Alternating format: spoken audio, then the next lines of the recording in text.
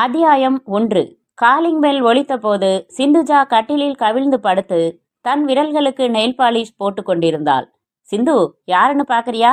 சமையல் அறையிலிருந்து குரல் கொடுத்தாள் அம்மா வைதேகி. பாக்குறேன் என்றெழுந்து துப்பட்டாவை சரி செய்தபடி சென்று கதவை திறந்தாள். கூரியர் ஆசாமி கையில் ஒரு ஏர் பார்சல் வைத்துக்கொண்டு, சிந்துஜாங்கிறது என்றான். நான் தான், கொடுங்க என்றவள் அவனுக்கு முன்பாக தன் மலர்ச்சியை கட்டுப்படுத்தி கொண்டாள். அவன் நீட்டிய பேனாவை வாங்கி காட்டிய இடத்தில் கையெழுத்து போட்டு பார்சலோடு கதவை கூட மூடாமல் சமையலறைக்கு ஓட்டமாய் வந்தாள் சிந்துஜா. யாருமா என்றாள் வைதேகி வானலியில் டால்டாவை போட்டபடி. இங்க பாரு என்று பார்சலை காட்டினாள். கிட்டத்தட்ட அத்தனை பற்களையும் காட்டியபடி. யாரு? மாப்பிள்ள அனுப்பியிருக்காரா? ஆமா. என்ன அது பிரி? நான் ரூமுக்கு போய் பிரிச்சு பார்த்துட்டு வந்து காட்டுறேன். என்ன புடவை அனுப்பியிருப்பாரு. நேத்து போன்ல உங்ககிட்ட என்ன கலர் பிடிக்கும்னு அதுக்குத்தான் கேட்டிருப்பாரு என்று வைதேகி திரும்பிய போது சிந்துஜா அங்கே இல்லை. கத்தரிக்கோளால் கவனமாக கத்தரித்து பிரித்தாள். 2 புடவைகள், கூடவே கடிதம். புடவைகளை ஓரமாக வைத்துவிட்டு படபடக்கும் நெஞ்சுடன் கடிதத்தை படித்தாள். டியர் சிந்துஜா, எப்படி இருக்கிறாய்? நான் நலம். இங்கே டெல்லியில் எக்கச்சக்கமான குளிர். உன் புகைப்படத்தை பார்த்து கொண்டிருக்கிறேன். அப்போது கிடைக்கும் உஷ்ணத்தில் குளிரே தெரிவதில்லை. பொய்யில்லை சிந்து, நிஜம். இன்னும் 4 மாதங்கள் கழித்துதான் நம் திருமணம் என்பதை நினைத்தால் வெறுப்பாக இருக்கிறது. நேற்று கூட என் மேனேஜரை அவர் வீட்டுக்கு போய் சந்தித்தேன். 4 மாதங்கள் கழித்துதான் சென்னைக்கு மாற்றல் தர முடியும் என்று கண்டிப்பாக சொல்லிவிட்டார். நடுவில் கல்யாணம் வைத்துக்கொண்டு 3 மாதங்களுக்கு உன்னை இங்கே என் நண்பனின் வீட்டில் ஒரு போர்ஷன் எடுத்து தங்க வைக்கலாமா என்று யோசித்து என் அப்பாவுடன் போனில் பேசினேன். 3 மாதத்திற்காக ஒரு குடித்தனம் அமைப்பது தேவையில்லை, அனாவசிய செலவுகள் என்று என் யோசனையை மறுத்துவிட்டார். அவருக்கென்ன தெரியும் நம் தவிப்பு? நம் தவிப்பு என்று பன்மையில் எழுதியிருக்கிறேன். அது உண்மைதானா சிந்து? உனக்கும் தவிப்பாகத்தான் இருக்கிறதா? இத்துடன் அனுப்பியுள்ள புடவைகள் உனக்கு பிடித்திருக்கிறதா? பெண்களுக்கு இதுவரை உடை செலக்ட் செய்ததில்லை. என் செலக்ஷன் எப்படி இருக்கிறதென்று உண்மையாக எழுது. புடவை செலக்ஷனில்தான் நான் சுமார். பெண்டாட்டி செலக்ஷனில் சூப்பர், ஃபர்ஸ்ட் கிளாஸில் பாஸ் செய்திருக்கிறேன் என்று நினைக்கிறேன். மிக இல்லை சிந்து, நீ ரொம்ப அழகாய் இருக்கிறாய். மென்மையான உன் குரல் இன்னும் என் காதுக்குள். நான் அதிர்ஷ்டக்காரன்தான். அடுத்த மாதம் 2 நாள் லீவ் போட்டுவிட்டு சென்னை வரவுள்ளேன். அப்போது நாம் சந்திக்கலாமா? வீட்டுக்குள் இல்லை, வெளியில். வருவாயா? உன் வீட்டில் அனுமதிப்பார்களா? இப்போதே அனுமதி கேட்டு வைத்துவிடு. ஒரு முழு தினம் காலை முதல் மாலை வரை ஆனந்தமாக ஊர் சுற்றலாம். உனக்கு சம்மதம்தானே? புடவைகளை பற்றிய உன் அபிப்பிராயத்தை உடனே எதிர்பார்க்கிறேன்.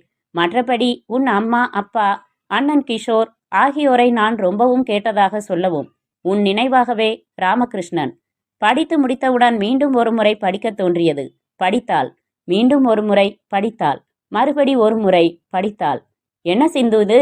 வாசக்கதவை திறந்தே போட்டுட்ட என்ற அம்மாவின் குரலில் கலைந்து கடிதத்தை மேஜையில் வைத்துவிட்டு புடவைகளுடன் ஹாலுக்கு வந்தாள். இத பாருமா என்று காட்டினாள். நான் தான் சொன்னேன்ல என்று வாங்கி பார்த்த வைதேகி, அட ரொம்ப பிரமாதமா செலக்ட் பண்ணியிருக்காரே என்றாள். இதையே சுமார் செலக்ஷன்னு எழுதியிருக்காருமா. வேற என்ன எழுதியிருக்காரு? சும்மா 4 வரி சௌகரியம் சௌகரியமானு எழுதிட்டு புடவை எப்படி இருக்குன்னு பதில் எழுத சொல்லியிருக்காரு. அவ்வளவுதானா? மொத்தம் 4 வரிதானா? புடவையால் முகம் மூடிக்கொண்டு போமா என்று சினுங்கினாள் சிந்து. ஒலித்த போனை எடுத்தாள் வைதேகி. ஹலோ, நான் தான் பேசுறேன் வைதேகி. என்னங்க, சொல்லுங்க. உங்க மாப்பிள்ள சிந்துவுக்கு பார்சல்ல 2 புடவை அனுப்பி வச்சிருக்காரு. அப்படியா? சிந்துவை கையில பிடிக்க முடியாதே. சரி, ஒரு முக்கியமான விஷயமா தான் ஃபோன் செஞ்சேன் வைதேகி. திடீர்னு எனக்கு டிரான்ஸ்ஃபர் ஆர்டர் கொடுத்துருக்காங்கம்மா. என்னங்க இது? இன்னும் 2 வருஷத்துக்கு எங்கேயும் மாற்ற மாட்டாங்கன்னு சொல்லிக்கிட்டு இருந்தீங்க.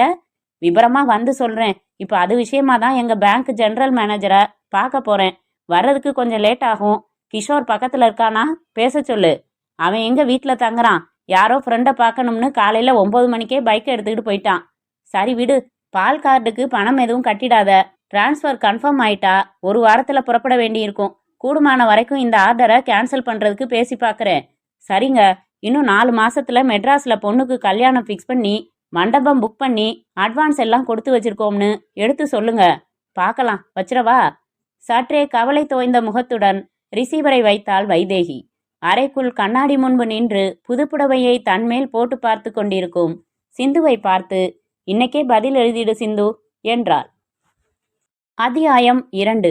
முட்டுக்காடு போகும் வழியில் ஒரு அடர்ந்த சவுக்கு தோப்பு. தோப்புக்குள் வெளிச்சம் வடிகட்டப்பட்டிருந்தது. அந்த தோப்புக்குள் அவர்களை தவிர வேறு யாருமே இல்லை.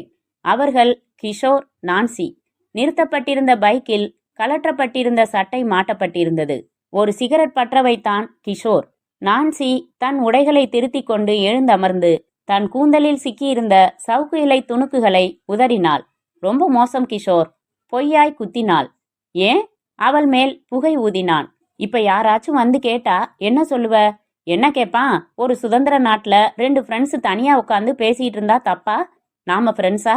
பின்ன பேசிட்டு தான் இருந்தமா? யா, சீ போ.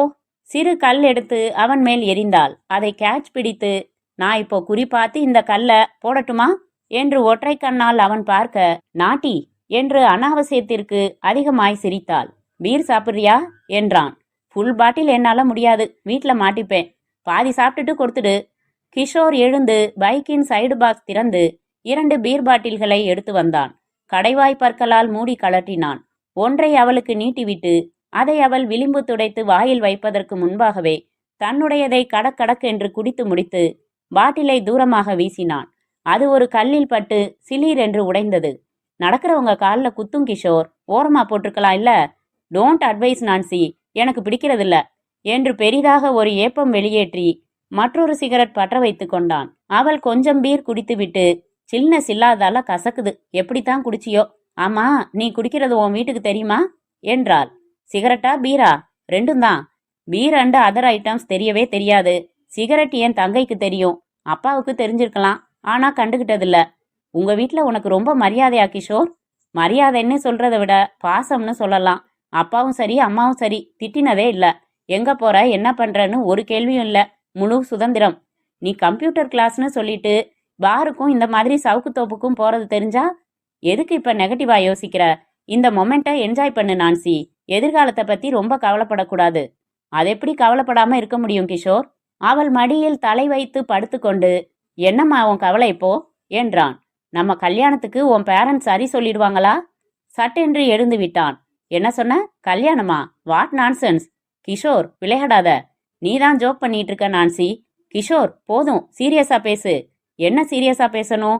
நம்ம லவ்வ உன் வீட்டுல எப்ப சொல்ல போற? லவ்வா? உனக்கு என்ன பைத்தியம் பிடிச்சிருக்கா நான்சி? கிஷோர் என்றால் அதிர்ந்து, அவன் சீரியஸாகத்தான் பேசுகிறான் என்று புரிந்து. நான்சி, எங்கேருந்து உனக்கு இந்த இடியாட்டிக் ஐடியா வந்துச்சு? எப்பவாச்சும் சினிமால மாதிரி கேனத்தனமா ஐ லவ் யூன்னு உன்கிட்ட சொன்னேனா? இல்ல நீ தான் சொல்லியிருக்கியா? அப்படி நீ சொல்லியிருந்தனா வேற ஆளை பாருன்னு கை குலுக்கிட்டு போயிருப்பேன் நான்சி.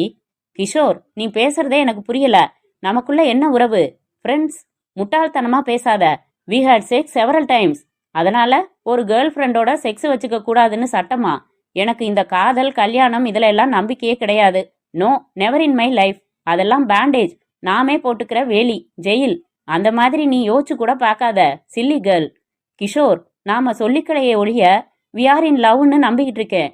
அந்த நம்பிக்கையில தான் என்னையே உனக்கு கொடுத்தேன். தப்பு பண்ணிட்டேன் நான்சி. நீ இந்த மாதிரி சென்டிமெண்ட்ஸ் பார்க்குற டைப்புன்னு தெரியல. இல்லைன்னா உன்னை தொற்றுக்கவே மாட்டேன். கிஷோர், நீ என்னவெல்லாமோ பேசுற, எனக்கு பயமா இருக்கு. உன்னை நான் சின்சியரா லவ் பண்றேன் கிஷோர், என்னை ஏத்துக்கோ. சாரிம்மா, நீ கெஞ்சினாலும் கதறினாலும் I can not love you. காதல பிச்சை கேட்காத, கேவலம். என் கற்பை கலைச்சது மட்டும் கேவலம் இல்லையா? தமிழ் சினிமா ரொம்ப பார்த்துட்டேன்னு நினைக்கிறேன். கற்புங்கிறது ஒரு வார்த்தை, தட்ஸ் ஆல். அதை தலையில தூக்கி வச்சுக்கிட்டு ஆடாத. Nothing in it. நான் தொட்டவளை எல்லாம் கல்யாணம் செஞ்சுக்கிறதா இருந்தா வெயிட் என்று மனதிற்குள் கணக்கு போட்டு பார்த்து, நீ எனக்கு 27வது பொண்டாட்டி நான்சி என்றான். அவள் குடிக்காமல் கையில் வைத்திருந்த பீர் பாட்டிலை வாங்கி அதையும் காலி செய்து வீசினான். கிஷோர், அப்ப என்னதான் சொல்ற? இங்க பாரு, நான் எப்பயாச்சும் உன்னை லவ் பண்றதா சொன்னேனா? இல்ல கல்யாணம் பண்ணிக்கிறதா சொன்னேனா? நீயா ஒரு நம்பிக்கையையும் கற்பனையையும் வளர்த்துக்கிட்டு இருந்தா அதுக்கு நான் பொறுப்பில்ல. நான் உன்னை ஒரு ஃப்ரெண்டா தான் நினைச்சேன். நீயா சம்மதிச்சுதான் எல்லாம் நடந்தது. உன்னை நான் ரேப் பண்ணிடல. We had nice times. இப்போ உன் ஐடியா என்னன்னு எனக்கு தெரிஞ்சிடுச்சு. ஏன் ஐடியா என்னன்னு உனக்கு தெரிஞ்சிடுச்சு. இதே மாதிரியா ஜாலியா ஃப்ரெண்ட்ஷிப்பை தொடர நீ விரும்பினா தொடரலாம். இல்லைன்னா குட் பை சொல்லிட்டு பிரிஞ்சிடலாம். That's all. அப்படி சுலபமா பிரிஞ்சிட முடியாது கிஷோர். ஏன்? I have skipped my periods. என்ன உளர்ற? நானே யூரின்ல டெஸ்ட் செஞ்சு பார்த்தாச்சு கிஷோர். உன் குழந்தை எனக்குள்ள வளர ஆரம்பிச்சிடுச்சு. ஷிட், இவ்வளவு அஜாக்கிரதையாவா இருப்ப? டேப்லெட்ஸ் போட்டுக்கிறது இல்லையா நீ? சரி விடு, பெரிய பிரச்சனை இல்ல, ரொம்ப ஈஸி. பெத்துக்கிறதா களைச்சுக்கிறது? கிஷோர், கத்தாத. நான் உனக்கு துரோகம் செஞ்சுட்டதா நினைச்சா அது பைத்தியக்காரத்தனம். ஒரு வயசு பொண்ணு நீ ஜாக்கிரதையா இருந்திருக்கணும். இப்போ உனக்கு நான் நல்ல டாக்டரை சிபாரிசு செய்ததை தவிர வேற எதுவும் செய்ய முடியாது. No Kishore, I won't leave you. நீ என்ன கல்யாணம் பண்ணித்தான் ஆகணும். பலார் என்று அவளை அறைந்தான் கிஷோர். விரல் நீட்டி பேசுறியா? என்னை பத்தி உனக்கு தெரியாது, ஜாக்கிரத என்று முறைத்தான். அவள் தீர்க்கமாக பார்த்து கொண்டிருக்க அவன் பைக்கில் மாட்டியிருந்த சட்டையை எடுத்து அணிந்து அவள் பக்கம் திரும்பாமலேயே பைக்கை ஸ்டார்ட் செய்து புறப்பட்டு போனான். அத்தியாயம் 3. அப்ப வேற வழியே இல்லையா என்றாள் வைதேகி அவர் தட்டில் சப்பாத்தியை எடுத்து வைத்தபடி. இல்ல, போய்தான் ஆகணும் என்றார் கல்யாணராமன். டிவி பார்த்து கொண்டிருந்த சிந்துஜா அங்கிருந்தே, எந்த ஊருக்குப்பா டிரான்ஸ்பர் என்றாள். வில்லவன்கோட்டை. அங்கயா என்று எழுந்து டைனிங் டேபிளுக்கு வந்துவிட்டாள். அந்த ஊர்ல நிலைமை ரொம்ப மோசமா இருக்கேப்பா, அதனாலதான் அந்த ஊர் பிரான்ச்சுக்கு மேனேஜரா என்ன அனுப்புறாங்க என்றார் அவராகவே குருமா எடுத்து போட்டுக்கொண்டு. புரியலப்பா. அதுமா, நான் பாட்டுக்கு என் வேலையை பார்த்துக்கிட்டு இருந்திருக்கணும். என்ன செஞ்சேன்னா, எங்க பேங்க்ல எப்படியெல்லாம் புது புது பாதுகாப்பு ஏற்பாடுகள் செய்யலாம்னு என் யோசனைகளை 1 வருஷம் முன்னாடி எழுதி அனுப்பிச்சேன். போர்டுல என் யோசனைகள் ரொம்ப பிடிச்சு போய் அதே மாதிரி அமல்படுத்துறதுக்கு ஏற்பாடுகள் செஞ்சாங்க. எனக்கு அதுக்காகவே ஒரு பார்ட்டி கொடுத்து மாலையெல்லாம் போட்டாங்க. இப்ப வில்லவன் கோட்டையில கொள்ளையடிக்கிறது அதிகமா இருக்கிறதால நான் அங்க போய் அந்த பிரான்ச்சுக்கு இன்னும் புதுசா சில பாதுகாப்பு ஏற்பாடுகளை செய்யணுமா. பொறுப்பான வேலை. அதை என்கிட்ட கொடுத்துருக்காங்கன்னு நினைச்சா பெருமையாதான் இருக்கு. உன் கல்யாணம் இங்க வச்சிருக்கிறது ஒண்ணுதான் என் பிரச்சனை. சரி, என்ன பண்றது, சமாளிக்கலாம். கல்யாணராமன் தட்டிலேயே கை கழுவி மேல் துண்டால் துடைத்து கொண்டு எழுந்து கொண்டார். வாசலில் பைக்கை நிறுத்திவிட்டு உள்ளே வந்த கிஷோர், அம்மா செம பசி, என்ன டிஃபன் என்று உட்கார்ந்தான். என்னடா இது, ஷூவை கூட கலட்டாம வந்து உட்கார்ற என்றாள் வைதேகி. அதான் பசிக்குதுன்றான்ல, முதல்ல அவனுக்கு எடுத்து வை என்ற கல்யாணராமன், கிஷோர் எனக்கு திடீர்னு டிரான்ஸ்பர் வந்திருக்குப்பா என்றார். என்னடாடி இது, எந்த ஊருக்கு? வில்லவன்கோட்டை. அங்கயா? எப்போ போகணும்? 1 வாரத்துல. அங்க வீடெல்லாம் பேங்க்லயே ஏற்பாடு பண்ணிட்டாங்க. என்னடாடி இது, கம்ப்யூட்டர் கிளாஸ் கிதார் எல்லாம் பாதி பாதியில நிக்குது. நீங்க எல்லாரும் போங்க, நான் இங்க ஃப்ரெண்ட்ஸோட தங்கி அதெல்லாம் முடிச்சிட்டு வரேன். ஹோட்டல் சாப்பாடு உனக்கு ஒத்துக்காதுப்பா, அது பெரிய சிட்டி தான். அங்க வந்து எல்லாத்தையும் கண்டினியூ பண்ணேன். இல்ல டாடி, திடீர்னு ஃப்ரெண்ட்ஸ் எல்லாரையும் விட்டுட்டு, no, I am not coming with you. 3 மாசத்துல எல்லாம் முடிஞ்சிடும், அப்புறம் வந்துடுறேன். அவனுக்கு தண்ணீர் வைத்த வைதேகி, ஏண்டா புது ஊர்ல புது வீட்ல நானும் சிந்துவும் தனியா இருக்கிறதா? நீயும் எங்களோட வந்துருப்பா கண்ணா என்றாள். போமா, திடீர்னு இப்படி சொன்னா எப்படி? திடீர்னு தானே ஆர்டர் வந்தது என்றாள் சிந்துஜா. நான் வரல. அங்க வந்து புதுசா ஃப்ரெண்ட்ஸு பிடிச்சு பழகி போர் அடிக்கும். வைதேகி, அவன் இஷ்டத்துக்கு விட்டுடு. அதான் 3 மாசம் கழிச்சு வரேன்னு சொல்றானே என்றார் கல்யாணராமன். தேங்க்யூ டாட் என்று அவரின் கன்னத்தை தன் இடது கையால் கிள்ளி முத்தம் கொடுத்தான். வளர்ந்துட்டிய ஒழிய இன்னும் நீ குழந்தைதான் என்றபடி அவர் ஹாலுக்கு போக சிந்துஜா அவன் காதருகில் கிசுகிசுப்பாக, ஆனா இந்த குழந்தை குப்பு குப்புன்னு ஜோரா புகைவிடும் என்றாள். மாட்டி விட்டுடாத சிந்து, உனக்கு ஐஸ்கிரீம் வாங்கித்தரேன் என்றவன் அப்போதுதான் கவனித்து, என்ன இது, புடவை புதுசா இருக்கு, எப்ப வாங்கின என்றான். இன்னைக்கு தான் டெல்லியில வாங்கினேன். ஓஹோ, மச்சான் அனுப்பியிருந்தாரா? நல்லா இருக்கா? நல்லா இல்லைன்னு சொன்னா நீ அடிப்பியோ? அடுத்த தடவை 2 ஜீன்ஸ் பேண்ட் எனக்கு அனுப்ப சொல்லேன். அதை விட அவருக்கு அங்க என்ன வேலை? சாப்பிட்டு எழுந்த கிஷோர், டாடி இப்ப வந்துடுறேன் என்று புறப்பட்டான். இப்பதானடா வந்த? என் ஃப்ரெண்டு கிட்ட ஒரு வீடியோ கேசட் வாங்கினேன், அதை திருப்பி கொடுத்தாகணும். Library cassette. சீக்கிரம் வந்துடுறேன். உங்களுக்கு பீடா வாங்கிட்டு வரட்டுமா? 120 என்றான்.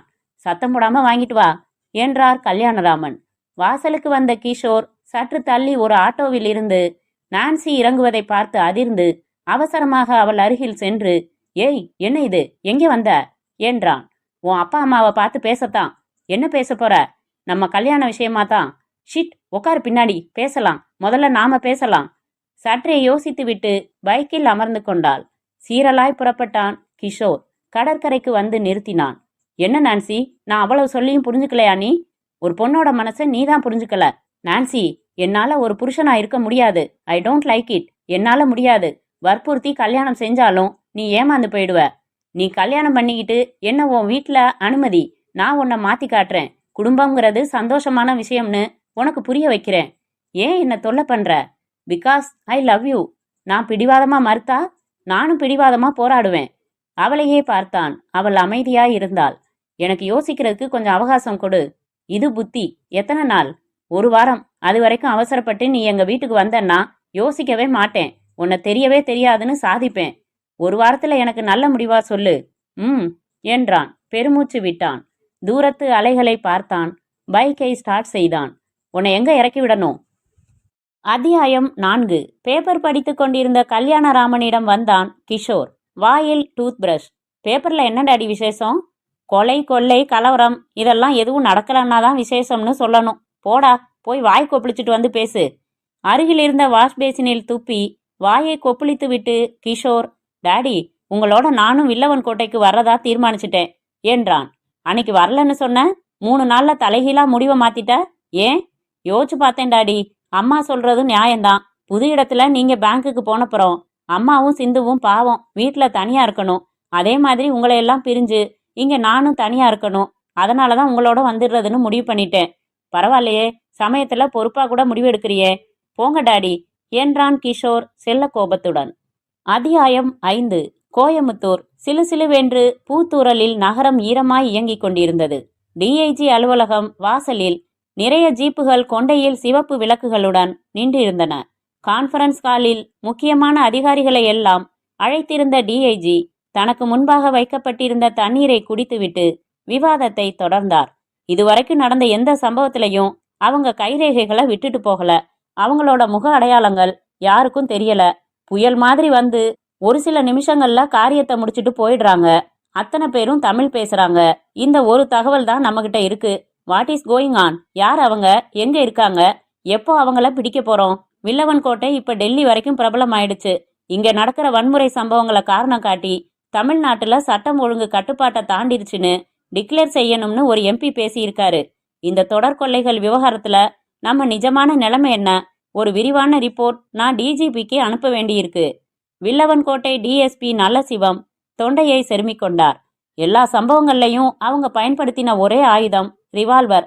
இறந்தவங்க உடம்புல பாய்ஞ்ச குண்டுகளை சோதனை செஞ்சதுல அவங்க உபயோகிக்கிற துப்பாக்கிகள் வெளிநாட்டை சேர்ந்ததுன்னு தெரிய வந்திருக்கு. இதுல இருந்து அவங்களுக்கு வெளிநாட்டு நாச கும்பல்களோட கண்டிப்பா தொடர்பு இருக்கணும்னு அனுமானிக்க முடியுது. சரி, யார் அவங்க? ஒரு தீவிரவாத கும்பல் சார். கொள்ளையடிக்கப்படுற பணம் எல்லாம் எங்க போகுது? வேற மாநிலத்துக்கு போகுதுன்னு நினைக்கிறேன். இவங்க லோக்கலான கொள்ளைக்காரங்க இல்ல சார். ஐம்பொன் சிலைகளை கடத்தி காசாக்கணும்னா அதுக்கு ரொம்ப புத்திசாலித்தனம் வேணும். எஸ்பி தனது மைக்கை தட்டி கொண்டு, இந்த கும்பல் எந்த ஒரு திட்டத்தையும் உடனடியா நிறைவேற்றிடலன்னு தெரிய வருது. நகைக்கடையில எத்தனை மணிக்கு கடை மூடுவாங்க, மூடினப்புறம் எத்தனை பேர் உள்ள இருப்பாங்கன்னு ரொம்ப நாளா நோட்டம் பார்த்துட்டு தான் செயல்பட்டிருக்கணும். அதே மாதிரி சங்கரதாஸ் வீட்ல அவங்க கொள்ளையடிச்சப்போ அவ்வளோ பெரிய தொகை வீட்டில் இருக்க போகுதுன்னு அவங்களுக்கு தகவல் கிடைச்சதால தான் அந்த தினத்தை செலக்ட் பண்ணியிருக்கணும். அப்படின்னா ஒரு இடத்துல கொள்ளையடிக்கிறதுக்கு முன்னாடி தரோவா விவரங்கள் சேகரிக்கிறாங்கன்னு புரியுது. உளவு வேலை செய்யறதுக்கு ஒரு பிரிவும் செயல்ல இறங்குறதுக்கு ஒரு பிரிவும் தனித்தனியா கூட இருக்கலாம். எங்க இருந்துகிட்டு அவங்க இதை செயல்படுத்துறாங்க? வில்லவன் கோட்டையில உள்ள அத்தனை லாட்ஜுகள்லையும் மஃப்டியில நம்ம டிபார்ட்மெண்ட் ஆளுங்க வைக்கப்பட்டிருக்காங்க சார். ஊர்ல வீட்டை வாடகைக்கு எடுத்து தங்கி இருக்கிற பேச்சுலர்ஸ் ஒருத்தரை விடாம விசாரிச்சாச்சு. ஸ்டூடெண்ட்ஸ்னு சொல்லி தங்கி இருக்கிற 6 பேர் மேல சந்தேகம் வந்தது. அவங்கள ஸ்டேஷனுக்கு கொண்டு வந்து விசாரிச்சாச்சு. அந்த வீட்டை சுத்தமா சோதனை போட்டுட்டோம். அவங்க ஸ்டூடெண்ட்ஸ் தான்னு உறுதியானதும் விட்டுட்டோம். அவங்கள தொடர்ந்து கண்காணிக்க சொல்லியிருக்கேன். பஸ் ஸ்டாண்ட், ரயில்வே ஸ்டேஷன்ல கான்ஸ்டபிள்கள் மஃப்டியில சுத்திக்கிட்டு இருக்காங்க. சந்தேகத்துக்கிடமா யாரை பார்த்தாலும் விசாரிக்கிறாங்க. நம்ம முயற்சிகள்ல எந்த குறையும் வைக்கல சார். ஒரு சின்ன முனை கிடைச்சிட்டா அப்படியே கூண்டோட உள்ள இழுத்துடலாம் என்றார் நல்லசிவம். வீடு பூரா இருக்கிற இருட்டை விரட்டுறதுக்கு ஒரே ஒரு ஸ்விட்சை தட்டினா போதும்தான். ஆனா அந்த ஸ்விட்ச் எங்க இருக்குன்னு கண்டுபிடிக்கிறது தானே இப்ப நமக்கு சவாலாயிருக்கு. டிஎஸ்பி நல்லசிவம் கண்டிப்பான குரலில், சார், எனக்கு இன்னும் ஒரே மாசத்துல பதவி முடிஞ்சு ரிட்டையர்மெண்ட் வருது. நான் ரிட்டையர் ஆகுறதுக்குள்ள இந்த கும்பலை பிடிச்சு காட்டுறேன் சார் என்றார். DIG, all the best sir. எங்க ஆபீஸ்ல இருந்து உங்களுக்கு என்னென்ன வசதிகள் வேணும்னு கேளுங்க, அத்தனையும் செஞ்சு தர சொல்றேன் என்றார். தேங்க்யூ சார் என்றார் நல்லசிவம். அத்தியாயம் 6. அது ஒரு காட்டுப்பகுதி. 8 திசைகளிலும் மரங்கள் மரங்கள், மரங்களின் கிளைகளும் இலைகளும் பந்தல் அமைத்து ஆகாயத்தை அனுமதிக்க மறுத்திருந்தன. கிடைத்த இடைவெளிகளில் வெளிச்சக்கத்திகள் ஊடுருவியிருந்தன. மூங்கிலால் ஆன சற்றே பெரிய சைஸ் குடிசை ஒன்றின் வாசலில் பச்சை நிற பெயிண்ட் அடிக்கப்பட்ட ஜீப் 2 நின்றன. மரங்களில் கட்டி போடப்பட்டு 7-8 குதிரைகள். சில மரங்களின் மேல் பரன்கள் அமைக்கப்பட்டு அதில் நபர்கள் பைனாக்குலர் துப்பாக்கி சகிதம் உட்கார்ந்திருந்தார்கள். குடிசைக்கு உள்ளே 8-10 பேர் தரையில் அவரவருக்கு சௌகரியப்பட்டபடி அமர்ந்து மது அருந்தி கொண்டிருந்தார்கள். அதில் ஜீன்ஸ் பேண்ட் ஜீன்ஸ் ஜெர்கின் அணிந்த சர்மா. ஃப்ரெண்ட்ஸ், இன்னும் ஒரே மாசத்தோட நம்மளை இங்கேருந்து ஷிஃப்ட் ஆக சொல்லி உத்தரவு வந்திருக்கு என்றான். ஏன் என்றான் செம்பட்டை தட்டின மீசையுடன் இருந்த பூபதி. போலீஸ் ரொம்ப தீவிரமாயிட்டாங்க. அதனால என்ன? போலீஸ்காரன்கிட்டயே வத்தி பெட்டி கேட்குறவங்க நம்ம ஃபோட்டோஸ் தான் அவங்க கிட்ட இல்லை. டிபார்ட்மெண்ட்ல இருக்கிறவங்க அத்தனை பேரோட ஜாதகமும் நமக்கு தெரியும். அவங்க மஃப்டியில் இருந்தாலும் மாறு வேஷத்தில் இருந்தாலும் அடையாளம் கண்டுபிடிச்சிட நம்மால முடியும். வில்லவன் கோட்டை பணம் கொழிக்கிற ஊரு. இன்னும் நிறைய கொள்ளையடிக்க முடியும் சர்மா. பூபதி, நம்பிக்கையை பாராட்டலாம், அதிநம்பிக்கையை பாராட்ட முடியாது. போலீஸ்காரங்களை மட்டமா எடை போட்டதை முதல்ல நீ நிறுத்திக்கோ. பூபதி சர்மாவை முறைத்துவிட்டு மேற்கொண்டு பேசாமல் தன் கோப்பையை காலி செய்வதில் மும்முரமானான். ஃப்ரெண்ட்ஸ், நாம என்ன செய்யணும்னு நமக்கு வர்ற உத்தரவுகளை கொஞ்சமும் மாறாம செயல்படுத்துறது தான் நமக்கு வேலை. அதுல எதிர்கேள்வி கேட்டு ஆராய்ச்சி பண்ணிக்கிட்டு இருக்க வேண்டிய அவசியம் நமக்கு இல்ல. ரைட்டு, ஒரு மாசத்துல இங்கிருந்து காலி பண்ணிட்டு எங்க போறோம் என்றான் குணா. அது இன்னும் தெரியல. இந்த ஒரு மாசத்துக்குள்ள நமக்கு 2 ப்ராஜெக்ட்ஸ் முடிக்க சொல்லி உத்தரவு. என்ன ப்ராஜெக்ட்ஸ்? வைர வியாபாரி நமக்லால் சேட் தன் வீட்டில் ஒரு லாக்கர் வச்சிருக்காரு. அதுல எப்பவும் 5 கோடிக்கு குறையாம வைரங்கள் ஸ்டாக் இருக்குமா. அதை லூட் பண்ண போறோம். இன்னொன்னு, பேங்க் ஆஃப் தமிழ்நாடு வில்லவன் கோட்டையில இந்த பேங்கோட கிளையில எக்கச்சக்கமான பணப்புழக்கம். ஒரு நாளைக்கு கேஷ் டிரான்சாக்சன் மட்டும் 80 லட்சம். பேங்க்ல லாக்கர் வசதிகள் இருக்கு. ஒரு பிஸியான தினத்துல இந்த பேங்கை கொள்ளையடிக்க போறோம். இப்ப இதுக்கான பூர்வாங்க வேலைகளை ஆரம்பிக்கணும். இந்த ப்ராஜெக்டுக்கு யார் பொறுப்பு எடுத்துக்கிறீங்க? வைர வியாபாரியை நானும் தட்சிணாமூர்த்தியும் பார்த்துக்கிறோம் என்றான் குணா. பேங்க் லூட்டிங் நானும் சேகரும் என்றான் பூபதி. சர்மா ஒரு சிகரெட்டை பற்ற வைத்து கொண்டு, பூபதி, கொஞ்சம் ஆத்திரப்படாம நீ கேட்டுக்கிறியா? கொஞ்சம் பதட்டம் வந்திருக்கு உன்கிட்ட, பொறுமை குறைஞ்சிருக்கு. யூ நீட் ரெஸ்ட் என்றான். சர்மா, வார்த்தையை யோசிச்சு பேசு. ரெஸ்ட் எடுக்கிறதுக்கு என்ன கிழவன்னு நினைச்சியா? கம்பளி போத்திக்கிட்டு படுத்து தூங்க சொல்றியா என்றான் பூபதி சீற்றமாக. பாத்தியா, இதான் முன்கோபம்னு சொல்றது. சீண்டினா கோபம் வராதா? எந்த ப்ராஜெக்ட்லயாவது நான் தப்பு செஞ்சிருக்கேனா? இல்ல பூபதி, ஆனா இந்த பேங்க் மேட்டர்ல நிறைய சிக்கல் இருக்கு. மெட்ராஸ்ல இருந்து கல்யாணராமன்னு புதுசா ஒரு மேனேஜர் வந்து ஜாயின் பண்ணியிருக்காரு. அவர் புதுசா பல செக்யூரிட்டி சிஸ்டம்ஸ் ஏற்பாடு செய்ய போறாராம். அதனால என்ன? இந்த ப்ராஜெக்ட்ல உடல் பலத்தை விட மூளை பலம் கொஞ்சம் அதிகமா தேவைப்படுது. என்ன முட்டாள்னு சொல்றியா சர்மா? அவசரப்படுறியே. நீ முட்டாள் இல்ல, ஆனா போலீஸ்காரங்களும் முட்டாள் இல்ல. ரிஸ்க் அதிகம் இருக்கு. எந்த பிரச்சனையும் இல்லாம பேங்க் லூட்டிங் நடத்திட்டா ஒரு பக்கம் மீசையை நீ எடுத்துக்கிறியா? தோத்துட்டா நான் எடுத்துக்கிறேன். தோத்துட்டா மீசை மட்டும் இல்ல பூபதி, உயிரும் போயிடும். நமக்குள்ள சின்ன பிள்ளைத்தனமா இந்த பந்தயம் எல்லாம் வேணாம். ரைட், இந்த ப்ராஜெக்டை நீயும் சேகரும் செஞ்சு முடிங்க. முதல் கட்டமா தகவல்கள் சேகரிக்க ஆரம்பிக்கலாம். சக்சஸ்ஃபுல்லா முடிச்சிட்டு அப்புறம் உங்ககிட்ட பேசிக்கிறேன் சர்மா என்று எழுந்து கொண்டான் பூபதி. வா சேகர். அத்தியாயம் 7. சிந்துஜாவுக்கு அந்த வீடு மிகவும் பிடித்து போயிருந்தது. வீட்டை சுற்றியும் பூச்செடிகள் இருக்கும் என்று அவள் எதிர்பார்க்கவே இல்லை. கார்டனிங் பொறுப்பு இனி என்னோடது என்று தினம் அதிகாலையில் எழுந்து செடிகளுக்கு தண்ணீர் ஊற்றுவது, புதிய செடிகளுக்கு விதை போடுவது என்று ஆசையாய் இறங்கிவிட்டாள். புதிதாக டிஸ்டம்பர் அடித்திருந்தார்கள். அந்த வாசனைதான் கொஞ்சம் நெருடலாக இருந்தது. வீட்டில் சோஃபாவை எங்கே போட வேண்டும், டிவியை எந்த திசையில் வைக்க வேண்டும், பீரோவை எங்கே நிறுத்த வேண்டும் என்று அவளே தீர்மானித்திருந்தாள். கிஷோரை அழைத்து கொண்டு கடைத்தெருவுக்கு சென்று திரைச்சீலைகளுக்கு துணி வாங்கி வந்து மெஷினில் உட்கார்ந்து தைத்து மறுநாளே ஒரு ஜன்னல் ஒரு வாசல் விட்டு வைக்காமல் மாட்டிவிட்டாள். மொட்டை மாடியில் நின்று கொண்டு தூரத்து மலைகளை மரங்களை கண்ணம் பொத்தி ரசித்து, Kishore, I love this house very much. இந்த ஊருக்கு 2 வருஷம் முன்னாடியே அப்பாவுக்கு டிரான்ஸ்ஃபர் ஆகி இருக்க கூடாதான்னு இருக்கு இல்ல கிஷோர்? ஆமா என்றான் சுரத்தில்லாமல். கிஷோர், உன்கிட்ட ஒன்னு கேட்கணும், கேளு. உனக்கு இந்த ஊர் இந்த வீடு பிடிக்கலையா? பிடிச்சிருக்கு. மெட்ராஸ்ல இருந்து வந்ததுல இருந்து நீ ரொம்ப டல்லாயிட்ட கிஷோர். எவ்வளவு சுறுசுறுப்பா இருப்ப. என்னாச்சு? நத்திங். உன் ஃப்ரெண்ட்ஸ் எல்லாரையும் பிரிஞ்சு வந்துட்ட வருத்தமா? இல்ல சிந்து, நான் கல்யாணம் பண்ணிட்டு பிரிஞ்சு போக போறேன்னு கஷ்டமா இருக்கா? ஒன்னும் இல்ல, நான் நல்லா தான் இருக்கேன். என்னமோ மறைக்கிற. அதான் ஒன்னும் இல்லைன்னு சொல்றேன் இல்ல. சரி சரி, கேட்கலப்பா, கத்தாத. இன்னைக்கு உன் மச்சான் தபால் போட்டிருந்தாரு. வழக்கம் போல வழிஞ்சிருந்தாரா? உதப்பேன் படவா, ஆசையா எழுதியிருந்தாரு. 9 பக்கத்துக்கு எழுதுறதுக்கு என்னதான் இருக்கும் சிந்து? நாளைக்கு உனக்கு கல்யாணம் நிச்சயமானதும் உன் உட்பிக்கு நீ எழுதுவ பாரு. அப்ப இதே கேள்விய நான் உன்னை கேட்கறேன். Nonsense. I don't believe marriage. பேத்தல். இதே மாதிரி நம்ம அப்பாவும் அம்மாவும் நினைச்சிருந்தா நீ இல்ல கண்ணா. So what? நான் பிறக்கணும்னு தவமா இருந்தேன். வழி வழியா தப்பு பண்றீங்க. எல்லாரும் தப்பு பண்றீங்க. தாத்தா கல்யாணம் பண்ணிக்கிட்டாரு, அப்பா கல்யாணம் பண்ணிக்கிட்டாரு, அதனால நானும் பண்ணிக்கணும். என்ன ஐடியாலஜி இது? உட்காந்து யோசிக்க வேணாமா? இன்னைக்கு உள்ள சூழ்நிலைக்கு கல்ச்சருக்கு கல்யாணம் தேவையான்னு யோசிக்க வேணாமா? என்ன கிஷோர், என்னென்னமோ பேசுற? நான் கல்யாணம் பண்ணிக்க போறதுல உனக்கு இஷ்டம் இல்லையா? என் கருத்தை உன் மேல திணிக்க விரும்பல சிந்து. எனக்கு பிடிக்கல. நான் பண்ணிக்க போறதில்ல. நீ சராசரி பொண்ணு. உன் சிந்தனை சரியா இருக்கலாம். பிரச்சனைகளை சந்திக்கிறதே உனக்கு சுவாரஸ்யமா இருக்கலாம். கிஷோரை முதன்முறையாக அந்நியமாக பார்த்தாள் சிந்துஜா. அத்தியாயம் 8. Chennai Teynampet police station. அந்த இளைஞன் காரில் வந்து இறங்கினான். கண்ணாடி அணிந்திருந்தான். பரபரப்பாக உள்ளே வந்தான். இன்ஸ்பெக்டர் இருக்காரா என்றான் ஏட்டிடம். அப்படி உட்காருங்க, லாக்கப்ல விசாரிச்சுக்கிட்டு இருக்காரு, வருவாரு. லாக்கப்பில் இருந்து, ஐயா அடிக்காதீங்க ஐயா, சத்தியமா எனக்கு தெரியாதுங்க ஐயா.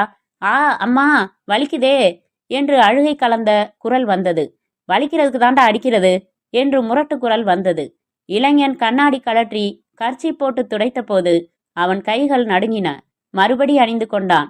தன் கழுத்தில் அணிந்திருந்த சங்கிலியின் டாலராக தொங்கிய சிலுவையை தொட்டுக்கொண்டு ஏதோ முணுமுணுத்து கொண்டான். இன்ஸ்பெக்டர் வியர்வை வழிய வந்தார். சட்டையின் மேல் பட்டனை கழற்றி விட்டு கொண்டு மின்விசிறியை ஒருமுறை பார்த்துவிட்டு தன் நாற்காலியில் அமர்ந்தார். வணக்கம் சார் என்று அவன் சொன்னதை தலையசைப்பில் ஆமோதித்து மேஜை டிராயரில் தேடி சிகரெட் எடுத்து பற்ற வைத்தார். அவர் கவனிக்கவில்லையோ என்று சந்தேகித்து மறுபடி வணக்கம் சொன்ன அவனை சற்றே எரிச்சலுடன் பார்த்து, என்ன சொல்லுங்க என்றார். என் பேரு பிரிட்டோ, டெக்ஸ்டைல்ஸ் எக்ஸ்போர்ட் பண்றேன். தன் சட்டை பாக்கெட்டில் துளாவி ஒரு விசிட்டிங் கார்டை எடுத்து தந்தான்.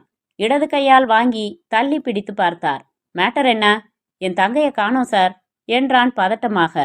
எத்தனை நாளா? ஒரு வாரமா. என்ன வயசு? 22. ஒரு வாரமா என்ன செஞ்சீங்க? எனக்கு இன்னொரு தங்கை பெங்களூர்ல இருக்கா சார். அவ வீட்டுக்கு போறதா இவ லெட்டர் எழுதி வச்சிருந்தா. அதனால நான் பதட்டப்படல. இன்னைக்கு பெரிய தங்கையோட எதேச்சையா போன்ல பேசினேன். அங்க இவ வரலன்னு தெரிஞ்சதும் கவலை வந்துடுச்சு. அவ ஃப்ரெண்ட்ஸு, ஏன் ரிலேட்டிவ்ஸ் எல்லா இடத்துலையும் விசாரிச்சுட்டு எந்த தகவலும் இல்லாதால உங்ககிட்ட வந்துட்டேன். வீட்டை விட்டு போறப்ப சொல்லிட்டு போகலையா? இல்ல, நான் ஆபீஸ்ல இருந்து வந்து பார்த்தப்ப லெட்டர் இருந்துச்சு. இந்த மாதிரி பல தடவை அவ பண்ணியிருக்கா.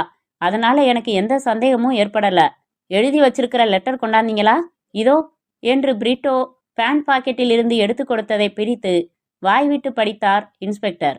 டியர் அண்ணா, நான் அக்கா வீட்டுக்கு போகிறேன். ஒரு வாரம் கழித்து வருகிறேன். இப்படிக்கு நான்சி. சுதந்திரமா வளர்ந்த பொண்ணு சார். தனியா போவா வருவா, புதுசில்ல. ஆனா இந்த தடவை அக்கா வீட்டுக்கு போய் சேரல. எங்க இருக்கான்னு தெரியல. எனக்கு பயமா இருக்கு சார்.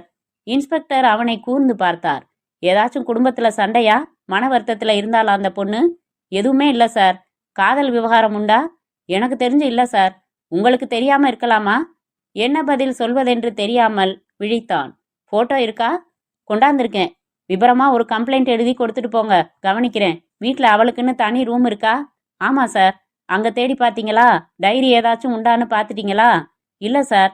நான் வந்து பார்த்துக்கிறேன். மாணிக்கம், சார்கிட்ட கம்ப்ளைண்ட் எழுதி வாங்கிக்கையா என்று விட்டு இன்ஸ்பெக்டர் டெலிஃபோன் எடுத்தார். பிரிட்டோ ஏட்டு மேஜைக்கு வந்து வெள்ளைத்தாளில் நடுங்கும் எழுத்துக்களில் தனது புகாரை பதிவு செய்ய துவங்கினான். அத்தியாயம் 9. அந்த பாரில் பாதி மேஜைகள் மட்டுமே நிரம்பியிருந்தன. சிகரெட் புகை தலைகளுக்கு மேல் உலவியது. அரை இருட்டில் யூனிஃபார்ம் அணிந்த சர்வர்கள் மது வகைகளுடன் நடமாடினார்கள்.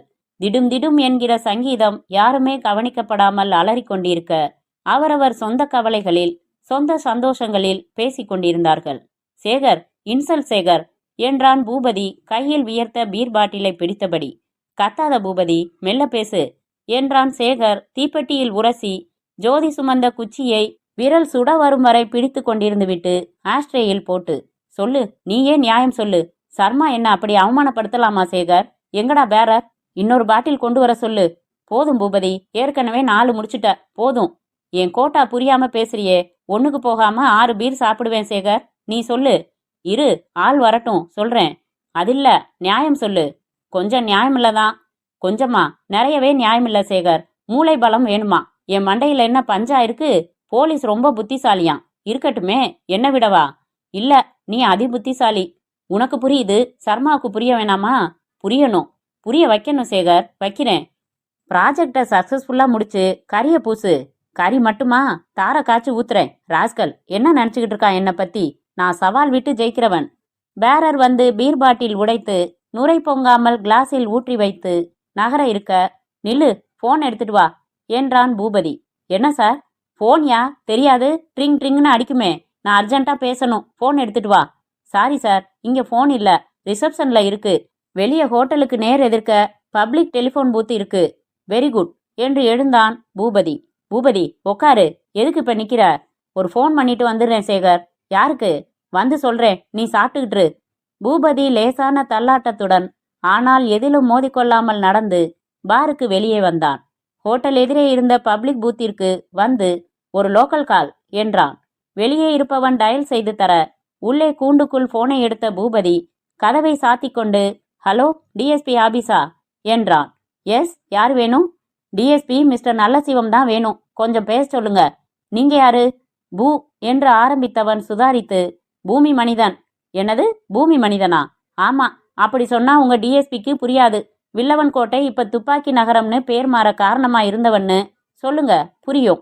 பூபதி காத்திருந்தான். வினாடிகளில் ஹலோ டிஎஸ்பி நல்லசிவம் ஸ்பீக்கிங். வணக்கம் சார். ராத்திரி 8 மணிக்கு குட் ஈவினிங் சொல்றதா இல்ல குட் நைட் சொல்றதா? எழவு எப்படியோ இருந்துட்டு போகட்டும்.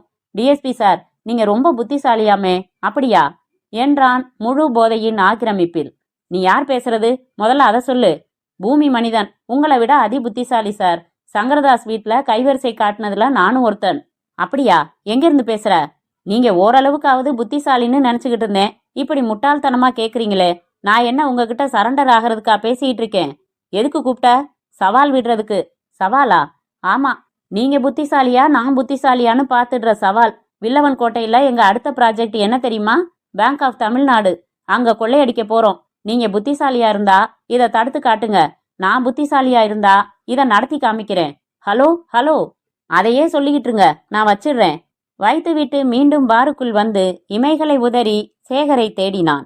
அருகில் வந்து அமர்ந்து பேசிட்டேன், சவாலே விட்டுட்டேன் என்றான். யார்கிட்ட பேசின? என்ன சவால் விட்ட? தெளிவா சொல்லு பூபதி. டிஎஸ்பி நல்லசிவத்தை கூப்பிட்டு உன்னால முடிஞ்சா பேங்க் கொள்ளைய தடுத்துக்கோன்னு சவால் விட்டுட்டேன். விளையாடுறியா நீ? விளையாட போறேன். என்ன பைத்தியகாரத்தனை செஞ்சிருக்க தெரியுமா?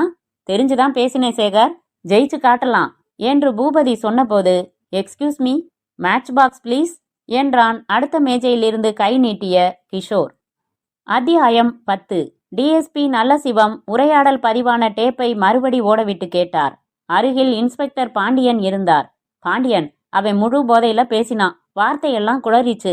ஒரு தடவை நான்னு பேசினான், ஒரு தடவை நாங்கன்னு பன்மையில பேசினான். எல்லா பார் வாசல்லையும் பார்க்க சொல்லியிருக்கேன் சார். பப்ளிக் டெலிஃபோன் பூத்ஸ் ஒன்று விடாம விசாரிக்க அனுப்பிட்டேன் சார். பாண்டியன், எதுக்கும் நீங்களே ஒரு ரவுண்டு போயிட்டு வந்துடுறீங்களா? எஸ் சார் என்று புறப்பட்டார் இன்ஸ்பெக்டர் பாண்டியன். அத்தியாயம் 11. கிஷோர் 3 லார்ஜ் முடித்திருந்தான். நல்ல போதை, கண்கள் சிவந்திருந்தன. உதட்டில் சிகரெட்டை வைத்து பூபதியிடம் வாங்கிய தீப்பெட்டியிலிருந்து குச்சி எடுத்து பெட்டியில் உரச பார்க்க கை தொடர்பு இல்லாமல் அலைந்தது. அதை கவனித்த பூபதி எழுந்து அவன் கையில் இருந்து தீப்பெட்டி வாங்கி பற்ற வைத்துவிட்டு புதுசா என்றான். சிகரெட்டுக்கு புதுசு இல்ல, ஊருக்கு தான் புதுசு. ஐம் கிஷோர் என்று கை நீட்டினான். பற்றி குலுக்கினான் பூபதி. தன் நாற்காலிக்கு வந்துவிட்டான். அந்த மேஜையில் மற்றொரு நாற்காலி காலியாக இருக்க தனது சிப்ஸ் பிளேட்டையும் மிச்சமிருக்கும் கிளாஸையும் எடுத்துக்கொண்டு அங்கே போதையுடன் வந்த கிஷோர், எக்ஸ்கியூஸ் மீ, எனக்கு இந்த ஊர்ல ஃப்ரெண்ட்ஸ் இல்ல, தனியா சாப்பிட போர் அடிக்குது, மே ஐ ஜாயின் வித் யூ என்று கேட்டு பதிலுக்கு காத்திருக்காமல் அமர்ந்து கொண்டான். ஐம் கிஷோர் என்று சேகரின் கைப்பற்றி குலுக்கினான். பூபதியும் சேகரும் அவனை எரிச்சலுடன் பார்த்தார்கள். உங்களை அறிமுகப்படுத்திக்க மாட்டீங்களா ஃப்ரெண்ட்ஸ்? நான் பூபாலன் என்றான் பூபதி. நான் சேரன் என்றான் சேகர். Nice names. தப்பா நினைக்கலன்னா ஒன்று கேட்கட்டுமா என்றான் கிஷோர். என்ன? இந்த ஊர்ல கஞ்சா எங்க கிடைக்கும் உங்களுக்கு தெரியுமா? நான் அப்பப்ப கஞ்சா அடிப்பேன். மெட்ராஸ்ல இருந்து வந்து 1 வாரத்துக்கு மேல ஆச்சு. கையில ஸ்டாக் இல்ல. Bloody rascals. ஏய், யார திட்டுற? பேங்க் ஆபீசருங்கள, உங்களை இல்ல. ஏன்? அவனுங்க தான் என் டாடியே இந்த ஊர் பிரான்ச்சுக்கு டிரான்ஸ்ஃபர் பண்ணி தொலைச்சானுங்க. மெட்ராஸ்ல எனக்கு 100 ஃப்ரெண்ட்ஸ். எங்க எது கிடைக்கும்னு தெரியும், இங்க எதுவும் தெரியல. உங்களுக்கு தெரியுமா? போதை மயக்கத்திலேயே பேசினான். உங்க அப்பா பேர் என்ன என்றான் Boopathi. Kalyanaraman, bank of Tamil Nadu branch manager. சட்டென்று பூபதியும் சேகரும் பார்த்து கொண்டார்கள். ஐசி, நீ புதுசா மெட்ராஸ்ல இருந்து டிரான்ஸ்ஃபர் ஆகி இங்க வந்திருக்கிற மேனேஜரோட பையனா? அதானே இவ்வளவு நேரமா சொல்லிக்கிட்டு இருக்கேன். உனக்கு கஞ்சா வேணுமா என்றான் சேகரை பார்த்து கண்ணடித்தபடி. உங்ககிட்ட இருக்கா? இருந்தா கொடுங்க. விலைய பத்தி கவலையே இல்ல.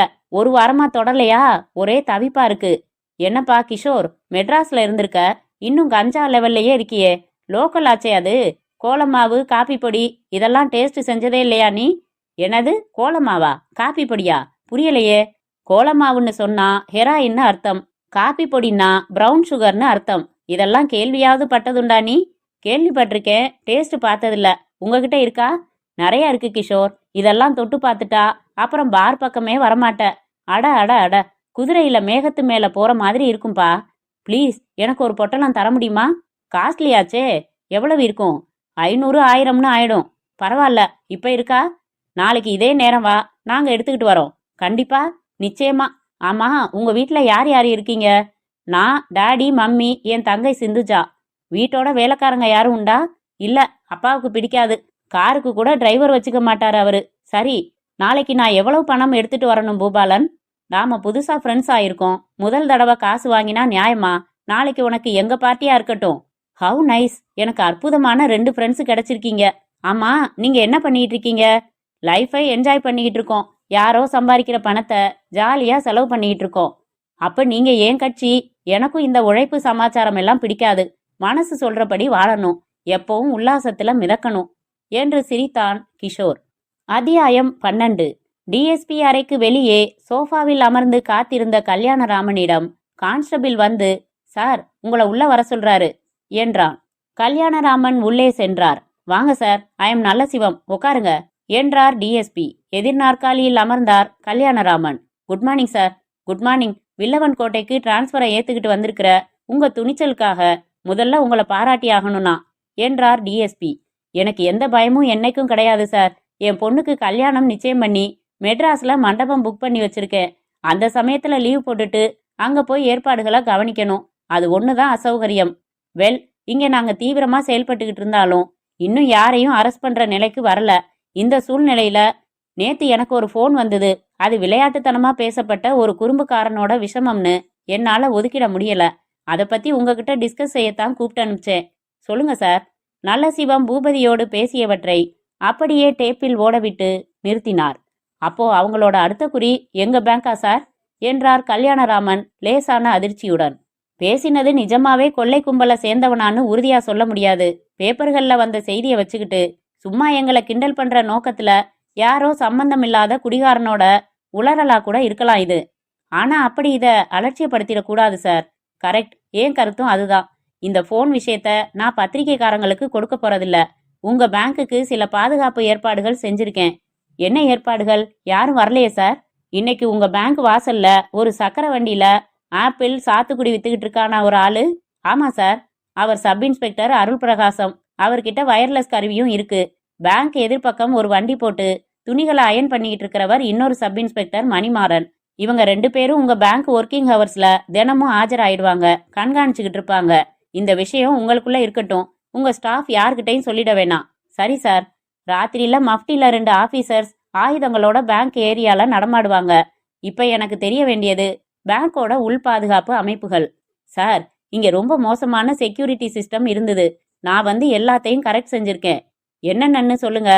முதல்ல இருந்த மேனேஜர் வீடு தூரமா, அவர் வந்து சேர லேட் ஆகும்னு தினம் பேங்க் சாவி, லாக்கர் சாவி எல்லாம் கேஷியரே எடுத்துட்டு போயிடுவாராம்.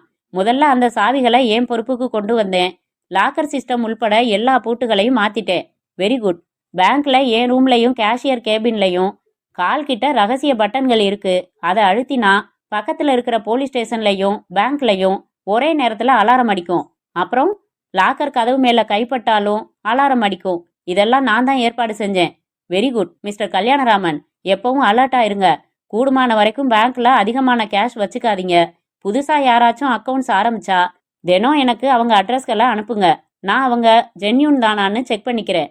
அனுப்புறேன் சார். கடந்த 10-15 நாளா அக்கவுண்ட்ஸ் ஆரம்பிச்சவங்க அட்ரஸ்களையும் அனுப்புறேன். That's good. பேங்க்குக்கு வந்து போற கஸ்டமர்கள்ல உங்களுக்கு யார் மேலேயாச்சும் லேசான சந்தேகம் வந்தாலும் வாசல்ல இருக்கிற 2 ஆபீசர்ஸ்ல யார்கிட்டையாவது தெரிவிச்சிடுங்க. Right sir. இத்தனை செக்யூரிட்டி மீறி எதுவும் நடந்துடாது. இந்த தடவை அவங்கள பிடிச்சிட போறேன்னு எனக்கு படுது. ஆல் த பெஸ்ட் சார் என்றார் கல்யாணராமன். அத்தியாயம் 13. கல்யாணராமன் வாழைப்பழத்தை தோலுரித்து கட்டிலில் இருந்தபடியே அறையின் மூலையில் இருந்த குப்பை தொட்டியை குறிவைத்து எறிந்தார். தோல் சரியாக குப்பை தொட்டிக்குள் விழுந்தது. தலைக்கு 2 தலையணை வைத்து படுத்தபடி வார இதழ் படித்து கொண்டிருந்த வைதேகியிடம், நீ பழம் சாப்பிட்றியா வைதேகி என்றார். வேணாங்க என்று புத்தகத்தை மூடியவள், உங்ககிட்ட ஒரு விஷயம் சொல்லணும் என்றாள். இன்னைக்கு மாப்பிள்ள டெல்லியில இருந்து சிந்துஜாவுக்கு ஒரு ஹேண்ட்பேக் பார்சல்ல அனுப்பியிருந்தாரு. அதானே சிந்துவே சொல்லிட்டா. அது இல்லைங்க, கிஷோர் பத்தி. அவனுக்கு என்ன, தினம் ராத்திரி நேரம் கழிச்சு வர்றான். அவங்கிட்ட ஒரு சாவி வேற கொடுத்துட்டோமா, எத்தனை மணிக்கு வந்து படுக்கிறாங்கிறதே தெரியறதில்ல. இந்த வயசுல எல்லாரும் இப்படித்தான் வைதேகி. அவனுக்கு சினிமால எக்கச்சக்க இன்ட்ரெஸ்ட். நைட் ஷோ போவான். இதையெல்லாம் கண்டுக்க கூடாது. இந்த சுதந்திரம் அவனுக்கு வேணும் வைதேகி. அவன் ரூம்ல ஏதோ வாசனை வருதுங்க. உனக்கும் தெரிஞ்சு போச்சா?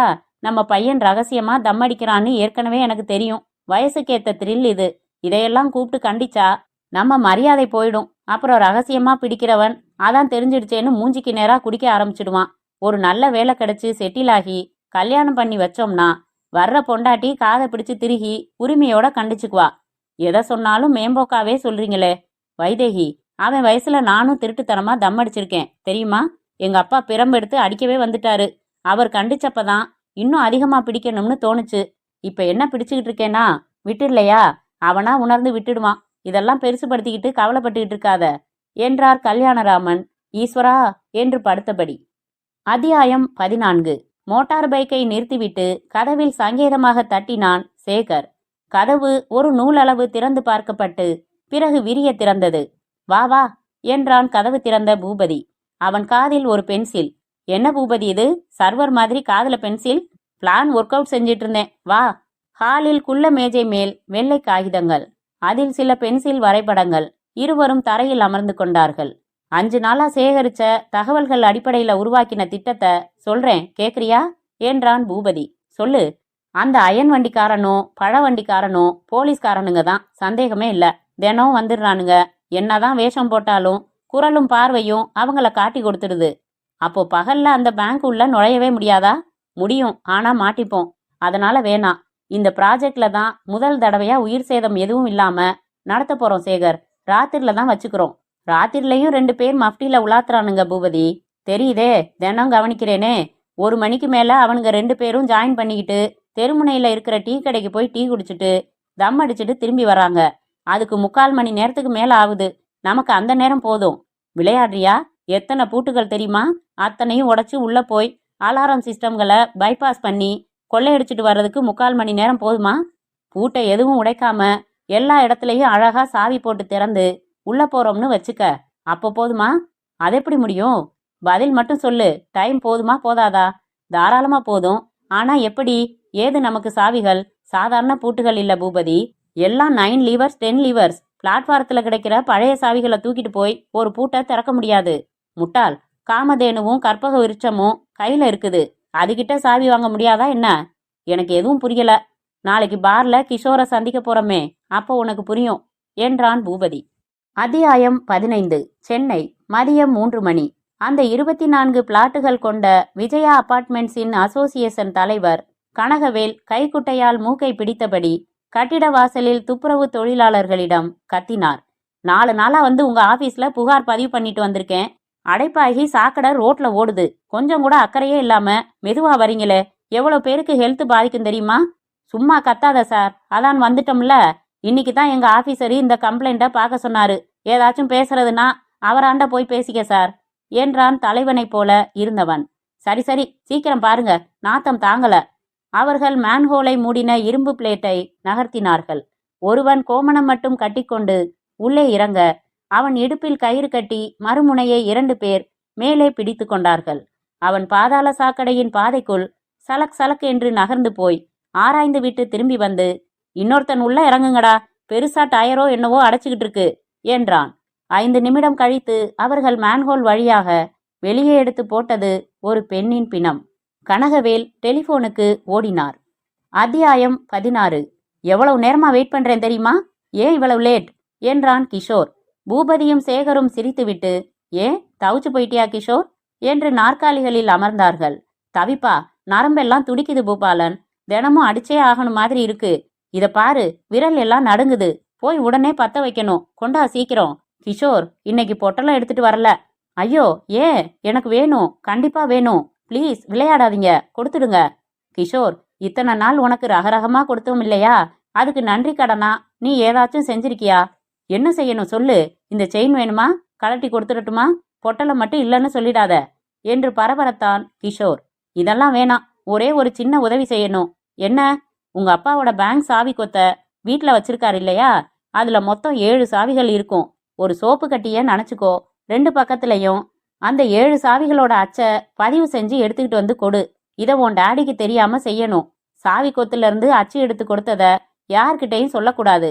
இதுக்கெல்லாம் நீ சம்மதிச்சா உனக்கு பொட்டலம் தர்றோம். அட பாவிகளா, எதுக்கு அது உங்களுக்கு? பேங்கை கொள்ளை அடிக்கலாம்னு திட்டமா? குயிக்கா புரிஞ்சுக்கிறியே. எனக்கு பொட்டலம் கொடுத்துருப்பா ப்ளீஸ். இதெல்லாம் வேணாம், பணம் தர்றேன். இந்த வாட்சு, மோதிரம், செயின் எல்லாம் தரேன் கெஞ்சினான் கிஷோர். இதெல்லாம் எங்களுக்கு வேணாம். தன் தலையை சரித்து கொண்டான். முதல்ல பொட்டலம் கொடுத்துடு, மிச்சமெல்லாம் அப்புறம் பேசலாம்.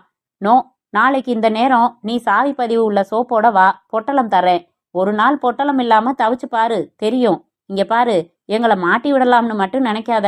நீ போதையில இருந்தப்போ எங்களோட சேர்ந்து போட்டோ எடுத்து வச்சிருக்கோம். நீயும் எங்க கூட்டாளின்னு சொன்னா போலீஸ் நம்பும். பார்ல பல பேர் நம்ம பழக்கத்துக்கு சாட்சி சொல்வாங்க. ஒழுங்கா நாங்க சொன்னபடி செய், வரோம். அவர்கள் புறப்பட்டு செல்ல கிஷோர் தன் தலையை பிடித்து கொண்டான். உடம்பு பூராவும் அனல் அடித்தது. நரம்புகள் போட்டு பிடுங்கின. ஒரே நிமிடத்தில் தீர்மானித்து விட்டான். தனக்கு முக்கியம் அந்த பொட்டலம்தான். அத்தியாயம் 17. ஹலோ கல்யாணராமன். பேங்கில் தனது தனி அறையில் குனிந்து எழுதி கொண்டிருந்த கல்யாணராமன் நிமிர்ந்தார். புன்னகைத்து கொண்டிருந்த தன் வயதொத்த நபரை 2 வினாடிகளுக்கு அடையாளம் தெரியவில்லை. 3வது வினாடி, அட ஜெயசீலன், வாயா வாயா, எங்க இவ்வளவு தூரம்? உற்சாகத்தோடு கையை பற்றி குலுக்கினார் கல்யாணராமன். உக்காரு. ஜெயசீலன் அமர்ந்தார். எப்படி இருக்க? நல்லா இருக்கேன். நீ இப்ப சப் இன்ஸ்பெக்டரா இன்ஸ்பெக்டரா? இன்ஸ்பெக்டர். மெட்ராஸ்ல இருந்து பவானிக்கு மாத்திட்டாங்க. போன வாரம் தான் டியூட்டில ஜாயின் பண்ணேன். ஒரு திருட்டு கேஸ். நகைய வில்லவன் கோட்டைக்கு கொண்டு வந்து வித்திருக்கான். பார்ட்டி கிட்ட நகைய ரெக்கவர் பண்ணியாச்சு. நீ டிரான்ஸ்பர் ஆகி இந்த பிரான்ச்சுக்கு வந்திருக்கிறத சுந்தரமூர்த்தி சொன்னான். சரி இருந்தா பார்த்துட்டு போகலாம்னு வந்தேன். ரொம்ப சந்தோஷம் ஜெயசீலா. நாம பார்த்துக்கிட்டு 7-8 வருஷம் இருக்காது, மேலேயே இருக்கும். போன தடவை பார்த்தப்போ உனக்கு மீசை நரைக்கலையே. வயசு 52 ஆச்சுப்பா. நரைக்காம என்ன செய்யும்?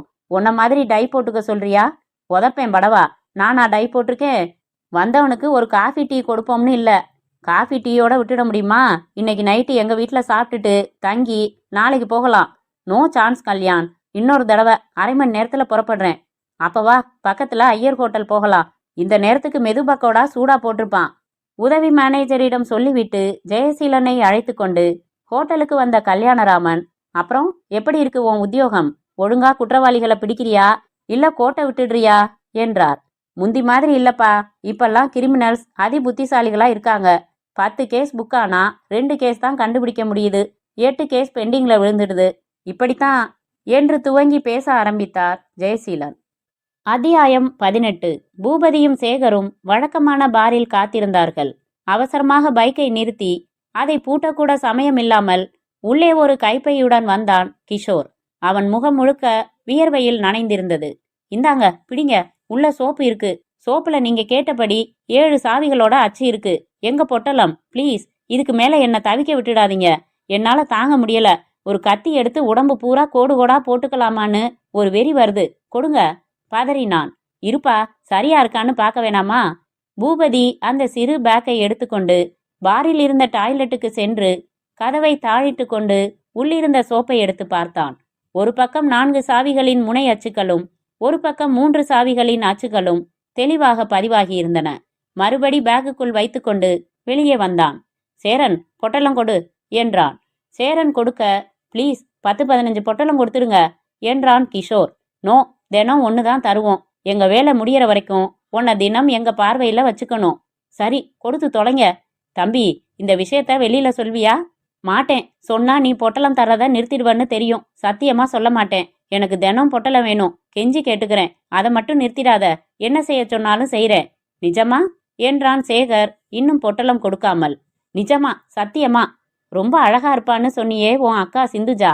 அவளை ஒரு நாளைக்கு நாங்க சொல்ற இடத்துக்கு கூட்டிட்டு வரியா?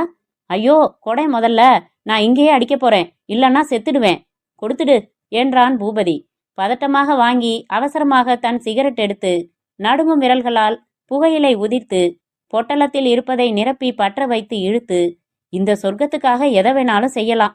யாரையாச்சும் கொலை செய்ய சொல்றியா? அது கூட செய்கிறேன். ஆனா தினம் பொட்டலம் கொடுத்துடு என்ன என்றான் கிஷோர் தனக்குத்தானே சிரித்தபடி. அத்தியாயம் 19. Chennai Teynampet police station. பிரிட்டோ உள்ளே வந்தான். இன்ஸ்பெக்டரை அணுகினான். என் தங்கை நான்சிய கொலை செஞ்சு சாக்கடையில போட்டவன இன்னும் உங்களால கண்டுபிடிக்க முடியலையா சார் என்றான். ஒரு லீடு இன்னும் கிடைக்கல சார், விசாரிச்சுக்கிட்டு தான் இருக்கோம். இன்ஸ்பெக்டர், நேத்து அவளோட புக் ஷெல்ஃப்ல இருந்து புக்ஸ் எல்லாம் எடுத்து வச்சுக்கிட்டு இருந்தப்போ இந்த கிறிஸ்மஸ் கிரீட்டிங் கிடைச்சது. அவன் நீட்டிய அட்டையில் hi Nancy, merry Christmas with love K என்றிருந்தது. யார் இந்த கே என்றார் இன்ஸ்பெக்டர். தெரியல, என்கிட்ட இருக்கட்டும், நான்சியோட ஃப்ரெண்ட்ஸ் கிட்ட எல்லாம் காட்டி விசாரிக்கிறேன், யாருக்காச்சும் இந்த கையெழுத்த அடையாளம் தெரியலாம் என்றார் இன்ஸ்பெக்டர். அத்தியாயம் 20. இரவு மணி 1:10. வில்லவன்கோட்டையில் முக்கால்வாசி பேர் உறங்கி போயிருக்க அந்த தெருவில் சுவரில் ஏணி சாய்த்து வைத்து 2 பேர் போஸ்டர் ஒட்டி கொண்டிருந்தார்கள். மஃப்டியில் இருந்த 2 போலீஸ் அதிகாரிகளும் பேங்க் ஆஃப் தமிழ்நாடு வாசலில் சந்தித்து கொண்டார்கள்.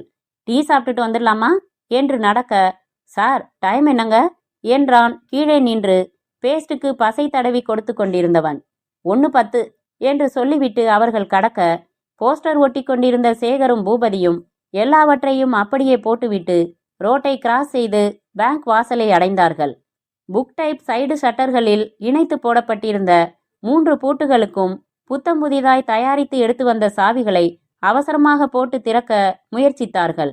7 சாவிகளில் மாற்றி மாற்றி எதை போட்டாலும் 3 பூட்டுகளும் திறக்கவில்லை.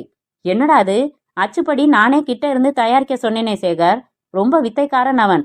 இதுவரைக்கும் எத்தனையோ தடவை அவன் நமக்கு சாவி ரெடி பண்ணி கொடுத்துருக்கானே, இப்படி காலை வாரினதே இல்லையே. இங்க நின்னு பேசுறது தப்பு, ஏனி போஸ்டர் எல்லாம் எடுத்துக்கிட்டு போயிடலாம் பூபதி.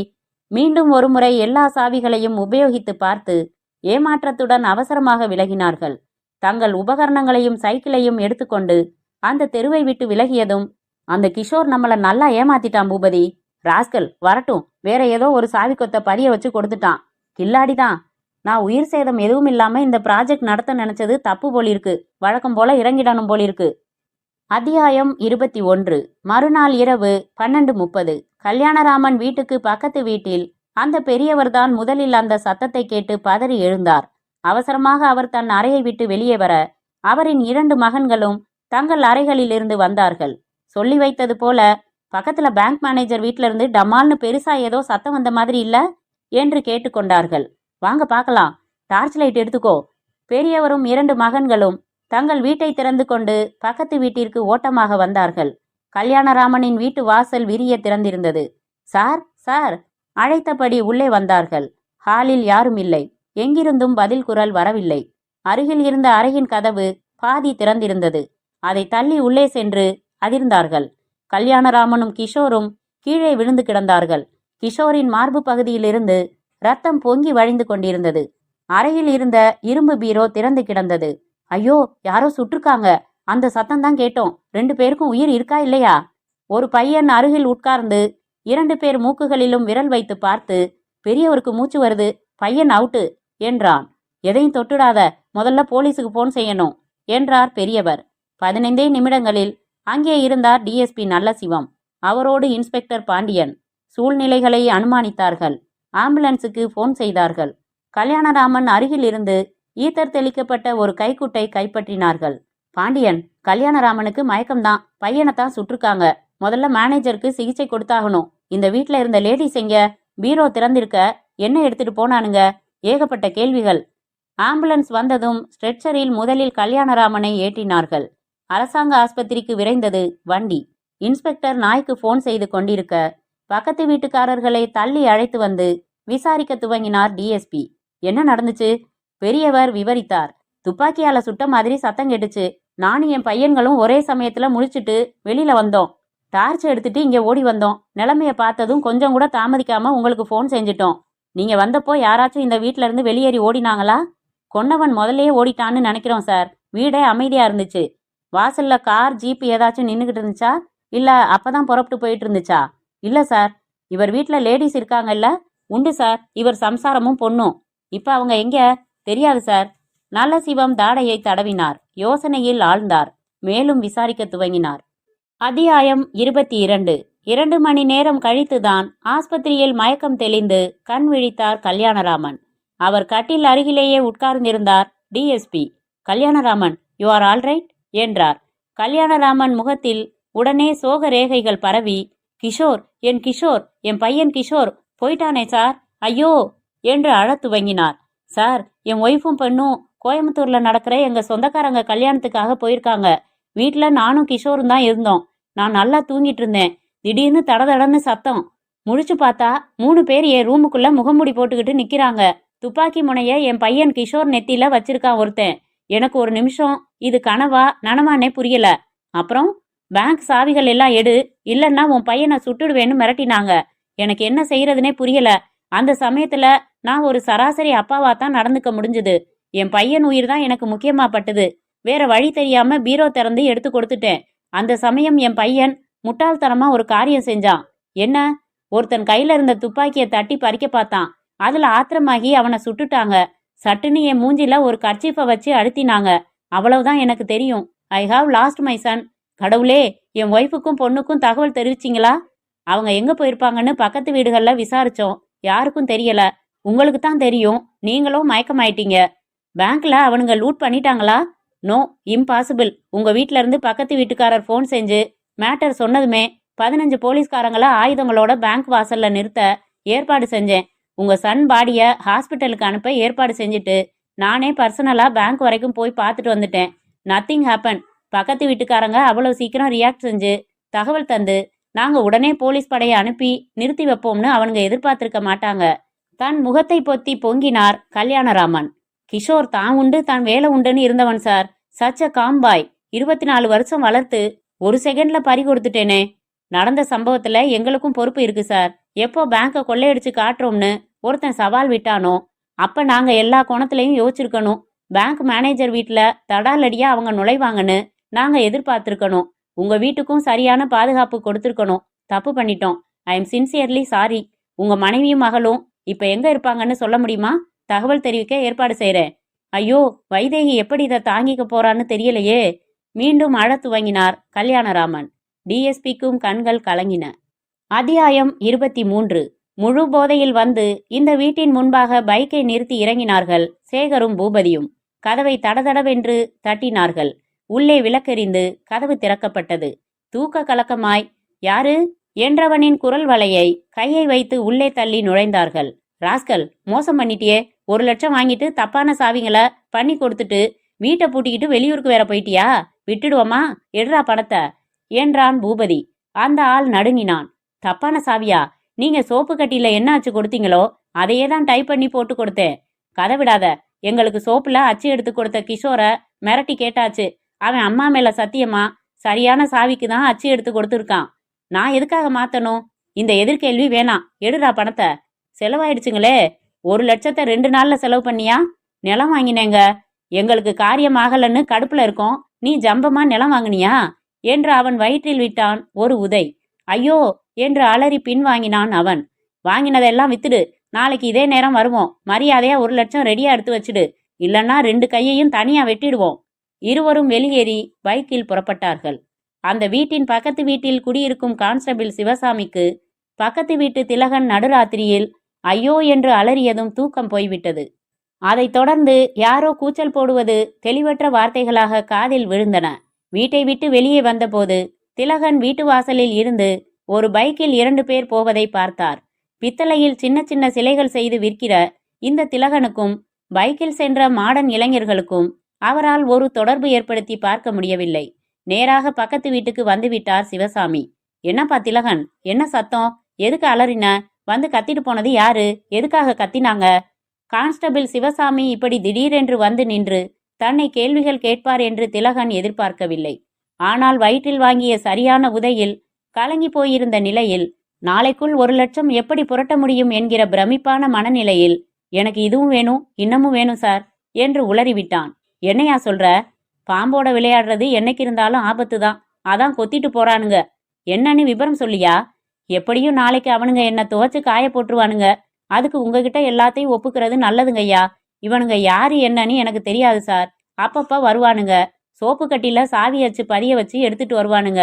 நான் அதுல டை அடிச்சு பித்தளையில சாவி செஞ்சு தரணும். சிம்பிளான வேலைதான். ஆனா 10,000 20,000ன்னு கொடுப்பானுங்க. இப்ப சமீபத்துல 7 சாவி அச்சு எடுத்துட்டு வந்தானுங்க. 1 லட்சம் தர்றோம், பர்ஃபெக்டா செய்டான்னு நானுங்க. நானும் சரியாத்தான் செஞ்சேன். ஆனா அது தப்பான சாவியாம். வந்து உதைச்சிட்டு நாளைக்கு பணத்தை திருப்பி தரணும்னு மிரட்டிட்டு போறானுங்க. கான்ஸ்டபிள் சிவசாமி தீவிரமாக யோசிக்க ஆரம்பித்தார். நாளைக்கு மறுபடி வருவானுங்க இல்லையா? வருவாங்க, நான் பாத்துக்கிறேன் விடு. ஆமா, ஒவ்வொரு தடவையும் அவங்க கொடுக்கிற சாவி அச்சுக்கள் எதுக்கு உண்டானதுன்னு சொல்லுவாங்களா? அதை சொல்ல மாட்டாங்க. சிவசாமி மேற்கொண்டு ஆலோசனைக்கு இன்ஸ்பெக்டருக்கு போன் செய்ய உடனே விரைந்தார். அத்தியாயம் 24. மறுநாள் கொட்டாவி மென்றபடி கதவை திறந்து வீட்டின் வாசலில் போடப்பட்டிருந்த செய்தித்தாளை எடுத்துக்கொண்டு உள்ளே வந்தான் பூபதி. வாஷ்பேசின் அருகே கண்ணாடி பார்த்து ஷேவ் செய்து கொண்டிருந்தான் சேகர். பூபதி பேப்பரை புரட்டியவன் ஒரு பக்கத்தில் அதிர்ந்தான். சேகர், என்னடா இது? என்ன பூபதி? நேத்து ஈவினிங் தானே நாம பார்ல கிஷோரை பார்த்தோம். நடுராத்திரி வீடு பூந்து முகமுடி கொள்ளக்காரங்க கொலை பண்ணிருக்காங்கடா அவனை. என்ன உளர்ற? நமக்கு தெரியாம இந்த ஊர்ல யார் அது முகமுடி கொள்ளக்காரங்க? முழுக்கப்படி. இது நிச்சயமா சர்மாவோட வேலைதான் சேகர். என்ன விபரம் சொல்லு. நம்ம கிட்ட ப்ராஜெக்ட் ஒப்படைக்கிறப்பவே அவனுக்கு சந்தேகம் அரை மனசு. 2 நாள் முன்னாடி கிஷோர் மூலமா சாவி அச்சு எடுத்து செஞ்ச அட்டம்ப்ட் ஃபெயிலியர் ஆனத சர்மா கிட்ட சொல்லிட்டு வேற யோசனை பண்ணிக்கிட்டு இருக்கேன்னு சொன்னேன். என்ன நம்பினா சரியா வராதுன்னு அவன் வேற டீமை அனுப்பி வச்சுட்டான். நேத்து நம்ம ஆளுங்க 3 பேர் வீட்டுல நுழைஞ்சு கிஷோரை துப்பாக்கி முனையில நிறுத்தி பேங்க் மேனேஜர் கிட்ட இருந்து பேங்க் சாவிகள் எல்லாம் வாங்கிட்டு அப்போ கிஷோர் முரண்டு பிடிச்சதால சுட்டுட்டு போயிருக்காங்க. துப்பாக்கி வெடிச்சிருக்குன்னா சந்தேகமே இல்ல, நம்ம பார்ட்டி தான் என்றான் சேகர். இது நியாயமே இல்ல. பூபதி உடனே டெலிபோன் எடுத்து எண்கள் ஒற்றினான். ஹலோ சர்மா என்றது மறுமுனை. சர்மா, நீ செஞ்சது கொஞ்சமும் சரியில்லை. எதை சொல்ற? பேப்பர் பார்த்துட்டு தான் பேசுறேன். பேங்க் மேனேஜர் வீட்டுல சாவி கொத்து வாங்குறதுக்காக ஒரு கொலை அவசியமா? நல்லா இருக்கே. இதே கேள்விய இப்போ உனக்கு நான் போன் செஞ்சு கேட்கணும்னு இருந்தேன். நீ செய்யலையா? சரியா போச்சு. நாங்க இல்ல, நீ வேற டீமை அனுப்பி வச்சிருக்கேன்னு நினைச்சேன். பொறுப்பை உன்கிட்ட ஒப்படைச்சதுக்கு அப்புறம் எதுக்காக வேற ஒருத்தர்கிட்ட சொல்ல போறேன்? அப்படின்னா நம்மளை தவிர வேற ஒரு குரூப்புக்கும் அந்த பேங்கை கொள்ளையடிக்கிற திட்டம் இருக்கா? இருக்கலாம். அவனுங்களும் நம்மள மாதிரியே முகமூடி போட்டு துப்பாக்கியால சுட்டு ஏன் குழப்பறானுங்க? இல்ல, இது ஒரு புத்திசாலித்தனம். ஏற்கனவே சிட்டியில பல கொள்ளைகளை நடத்தின அதே குரூப்பு தான் இதையும் நடத்தினதுன்னு போலீஸையும் மக்களையும் நம்ப வைக்கிறதுக்காக நம்மள மாதிரியே அவனுங்க செயல்பட்டிருக்கானுங்கன்னு நினைக்கிறேன். சர்மா, அது யாரா இருந்தாலும் சிக்கல் வளர விடக்கூடாது. தேடி பிடிச்சு வேரோட வெட்டிடணும். செஞ்சிடலாம், பதட்டப்படாத என்றான் சர்மா. சரி, நாளைக்கு நேர்ல பாப்போம். என்னாச்சு? திலகனுக்கு கொடுத்த தண்ட பணம் 1 லட்சம். இன்னைக்கு நைட்டு வசூல் பண்ணிடுவோம் சர்மா. நேத்து செமத்தியா மிரட்டிட்டு வந்திருக்கோம். கண்டிப்பா கொடுத்துடுவான் என்று போனை வைத்துவிட்டு சிந்தனையில் ஆழ்ந்தான் பூபதி. அத்தியாயம் 25. இரவு 10:30 மணி. திலகன் வீட்டு வாசலில் பைக்கை நிறுத்தி சேகரும் பூபதியும் இறங்கினார்கள். கதவை தட்டினார்கள். திலகன் கதவு திறந்தான். எங்கடா பணம்? ரெடி பண்ணிட்டேன், உள்ள வாங்க. உள்ளே வந்தவர்கள் திகைத்து நின்றார்கள். உள்ளே டிஎஸ்பி நல்லசிவம், இன்ஸ்பெக்டர் பாண்டியன் மற்றும் 4 கான்ஸ்டபிள்கள் துப்பாக்கிகளுடன் நின்றிருந்தார்கள். ஹேண்ட்ஸ்அப் என்றார் நல்லசிவம். அடுத்த அரை மணியில் 2 பேரும் ஸ்டேஷன் லாக்கப்பில் நல்லசிவத்திடம் செமத்தியாக உதை வாங்கி கொண்டிருந்தார்கள். கொஞ்சம் சொல்லிட்டீங்க, மிச்சத்தையும் சொல்லிடுங்க. உங்க குரூப்ல எத்தனை பேரு? எங்க இருக்கீங்க? உங்களை இயக்குறது யாரு? பணம் எங்க போகுது? எல்லாம் சொல்லுங்க. தண்ணி என்றான் பூபதி சோர்ந்து போய். அவன் கட்டை அவுத்து விடுங்க, தண்ணி கொடுங்க.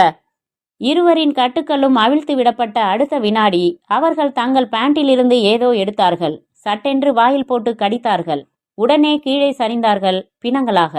மிகவும் ஆடிப்போய் நின்றார் டிஎஸ்பி நல்லசிவம். அத்தியாயம் 26.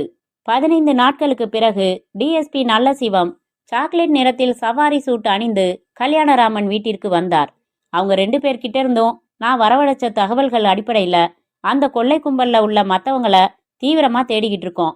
சீக்கிரம் பிடிச்சிடுவோம். பை நீங்க கொஞ்சம் என்னோட வர முடியுமா சார்? அரை மணி நேரத்துல திரும்பிடலாம் என்றார். வரேனே என்று கல்யாணராமன் செருப்பணிந்து அவருடன் காரில் ஏறிக்கொண்டார். ஊருக்கு வெளியே ஒரு நிழலான தோப்பருகில் காரை நிறுத்தி இறங்கினார் நல்லசிவம். கல்யாணராமனும் இறங்கினார். என்ன சார், சொல்லுங்க என்றார். நீங்க தான் சொல்லணும் என்றார் டிஎஸ்பி. நானா? என்ன சொல்லணும்? காரணம்? என்ன காரணம்? புரியலையே. உங்க பையனை நீங்களே உங்க கையால சுட்டு கொலை செஞ்சதுக்காக காரணம் கேட்டேன். வாட் என்று அதிர்ந்தார் கல்யாணராமன். இது நடிப்பான அதிர்ச்சி சார். உங்க பையனை சுட்டது நீங்க தான். விபரமா சொல்றேன், அப்புறம் காரணம் சொல்றீங்களா? சம்பவம் நடந்த அன்னிக்கு துப்பாக்கி சத்தம் கேட்டு பல பேர் முழிச்சு வெளியில வந்து பார்த்துருக்காங்க. உங்க வீட்ல இருந்து வெளியேறி போன நபரையோ காரையோ பார்த்ததா யாருமே சொல்லல. அத்தனை சீக்கிரமா யாரும் போயிட முடியாது. இது என் முதல் சந்தேகம். அடுத்து கிஷோர் உடம்புல இருந்து நாங்க எடுத்த புல்லட், அது இந்திய தயாரிப்பு. இதுவரைக்கும் அந்த கொள்ளை கும்பல் உபயோகிச்சது எல்லாமே வெளிநாட்டு புல்லட். இது என் 2வது சந்தேகம். உடனே உங்க சொந்தக்காரங்க யாரு, மெட்ராஸ் நண்பர்கள் யாருன்னு விசாரிச்சேன். அவங்களையெல்லாம் விசாரிச்சேன். அப்ப மெட்ராஸ்ல உள்ள உங்க பெரியப்பா கிட்ட இருந்து பாதுகாப்புக்காக அவரோட லைசென்ஸ்டு துப்பாக்கிய நீங்க வாங்கினது தெரிய வந்துச்சு. அவர் வச்சிருந்த புல்லட்டும் கிஷோர் உடம்புல பாஞ்சிருந்த புல்லட்டும் ஒரே ரகம். நாங்க கைது செஞ்ச பூபதி, சேகர் இவங்க இதுக்கு முன்னாடி நடந்த 3 கொள்ளைகள்லையும் அவங்க செஞ்ச கொலைகளை ஒத்துக்கிட்டாங்க. ஆனா உங்க வீட்டுல புகுந்து கிஷோரை கொன்னது அவங்க இல்லைன்னு மறுத்தாங்க. இத்தனை கொலைகளை ஒத்துக்கிட்டவங்க இது ஒன்ன மட்டும் மறுக்க வேண்டிய அவசியம் இல்ல. இதெல்லாம் வச்சு பார்த்துட்டு நீங்களே சாவியை எங்கேயோ ஒளிச்சு வச்சுட்டு பீரோவை திறந்து வச்சுட்டு உங்க பையனை கொன்னுட்டு உங்களுக்கு நீங்களே முகத்துல மயக்க மருந்து தெளிச்ச கர்ச்சிப்ப வச்சு பொத்திக்கிட்டு மயங்கிருக்கலாம்னு யூகிச்சேன். என்ன, நான் சொல்றதெல்லாம் சரியா இல்ல மறுக்க போறீங்களா? அவரையே பார்த்த கல்யாணராமன் பெருமூச்சு விட்டார். மெதுவாக தலையை ஆமோதிப்பாக அசைத்தார். என் ஆசை மகனை என் கையாலேயே கொல்ல வேண்டிய துர்பாக்கியத்தை பாத்தீங்களா சார்? எஸ், நான் தான் அவனை சுட்டு பொசுக்கினேன். இனி எதையும் மறைக்க விரும்பல என்றார் கல்யாணராமன். என்ன நடந்துச்சு? ஏன் அவனை கொலை செஞ்சீங்க? சமீப காலமா என் பையனோட நடவடிக்கைகள் சரியில்லைன்னு என் மனைவி சந்தேகப்பட்டு சொன்னான். ஆனா நான் நம்பல. தவிர அதை வயசு கோளாறுன்னு அலட்சியப்படுத்திட்டேன். அன்னைக்கு ராத்திரி நான் தூங்கிட்டு இருக்கிறப்ப ஒரு சின்ன சலசலப்பு கேட்டுது. லேசா கண்ணை திறந்து பார்த்தா பக்குன்னு ஆயிடுச்சு. என் பையன் திருடன் மாதிரி என் பீரோவை திறந்துகிட்டு இருந்தான். நான் தூங்குற மாதிரி நடிச்சபடி அவனை கவனிச்சேன். என்ன செஞ்சான் அவன்? பேங்க் சாவி கொத்தை எடுத்து ஒரு சோப்புல ஒவ்வொரு சாவியா அச்சு பதிச்சான். எனக்கு பக்குன்னு ஆயிடுச்சு. ஏதோ சேராத இடத்துல சேர்ந்து சதி வேலை செய்யறான்னு புரிஞ்சுது. அவன் தூங்கினதும் நான் வேற சோப்புல வேற ஒரு சாவிகள் அச்சு பதிச்சு அவன் ரூம்ல அவன் அதை வச்சிருந்த இடத்துல இதை வச்சு மாத்திட்டேன். அப்புறம் மறுநாள் நான் பேங்குக்கு லீவ் போட்டுட்டு வீட்டுல இருந்தேன். ராத்திரி அவன் புறப்பட்டப்ப நானும் புறப்பட்டு முகத்துல தாடி ஒட்டி அடையாளம் மாத்திக்கிட்டு அவனை ஃபாலோ செஞ்சேன். அவன் ஒரு பாருக்கு போனான். அங்க நானும் போனேன். அங்க 2 பேர்கிட்ட அதை ஒப்படைச்சான். அப்ப அவங்க பேசினதையெல்லாம் நான் கேட்டுட்டேன். அதிர்ச்சிக்கு மேல அதிர்ச்சி. கிஷோர் போதை மருந்துக்கு முழு அடிமைன்னு புரிஞ்சுது. அதுக்காகத்தான் இந்த சதியை செஞ்சிருக்கான். தன் அக்கா பத்தி அவங்க கிண்டலா பேசினப்ப கூட ரோஷம் வரல அவனுக்கு. அந்த போதைப் பொருளுக்காக எதுவும் செய்வேன், கொலை கூட செய்வேன்னு சொன்னான். நான் ஆடிட்டேன். என்னால நம்பவே முடியல. என் பையனை பத்தி நான் வச்சிருந்த உயரமான நம்பிக்கையெல்லாம் தூள் தூளாயிடுச்சு. நான் உள்ளுக்குள்ள நொறுங்கிட்டேன். அப்புறம் அந்த சமயம் மெட்ராஸ்ல இருந்து பவானிக்கு டிரான்ஸ்ஃபர் ஆன என் பழைய இன்ஸ்பெக்டர் ஃப்ரெண்டு ஜெயசீலன் என்னை பார்க்க வந்திருந்தான். அப்போ மெட்ராஸ்ல நான்சின்னு ஒரு கிறிஸ்தவ பெண்ணோட டெட் பாடி சாக்கடையில இருந்து கிடைச்சதுன்னும் யாரோ ஒரு காதலன் ஏமாத்தி இருக்கணும், ஏன்னா அவ வயத்துல கரு இருந்துச்சுன்னும் ஒரு கொலை கேஸ் பத்தி கேஷுவலா சொல்லிட்டு போனான். அன்னைக்கு ராத்திரி கிஷோர் இல்லாதப்ப அவன் ரூமா ஆராய்ச்சி செஞ்சேன். அப்போ நான்சின்னு ஒருத்தி எழுதின 2-3 லெட்டர்ஸ் கிடைச்சது. எனக்கு தூக்கி வாரி போட்டுது. மெட்ராஸ்ல இருந்து எனக்கு மாற்றல் ஆனப்போ முதல்ல இவன் எங்களோட வரலன்னு சொன்னதும் அப்புறம் வர்றேன்னு சொன்னதும் இப்ப யோசிக்க வச்சுது. இன்னும் குறைஞ்சதுல டைரி கிடைச்சது. அதை படிக்க படிக்க நான் வெறுத்துட்டேன். கிஷோர் எவ்வளவு பெரிய வேஷக்காரன்னு புரிஞ்சுது. ராஸ்கல், நான்சிய இவன் தான் கொலை பண்ணியிருந்தான். அது மட்டும் இல்ல, ஏகப்பட்ட பொண்ணுங்களோட தொடர்பு இருந்திருக்கு அவனுக்கு. அவனை கூப்பிட்டு விசாரிச்சிங்களா? இல்ல, அவனை கேவலமா நினைக்க ஆரம்பிச்சுட்டேன். அந்த கேடுகெட்ட கொலைகாரனை என் மகன்னு நினைக்கவே அருவருப்பா இருந்தது. மெட்ராஸ்ல அந்த கொலை கேஸ் விசாரணையில இருக்கிறது தெரிஞ்சுது. எந்த நேரமும் இவனை தேடி போலீஸ் வரலாம்னு புரிஞ்சுது. அப்படி இவன் அரெஸ்ட் ஆயிட்டா சிந்துஜாவோட கல்யாணம் நடக்குமான்னு பயம் வந்துடுச்சு. இந்த பொறுக்கியால அவளோட வாழ்க்கையும் நாசமாகணுமான்னு யோசிச்சேன்.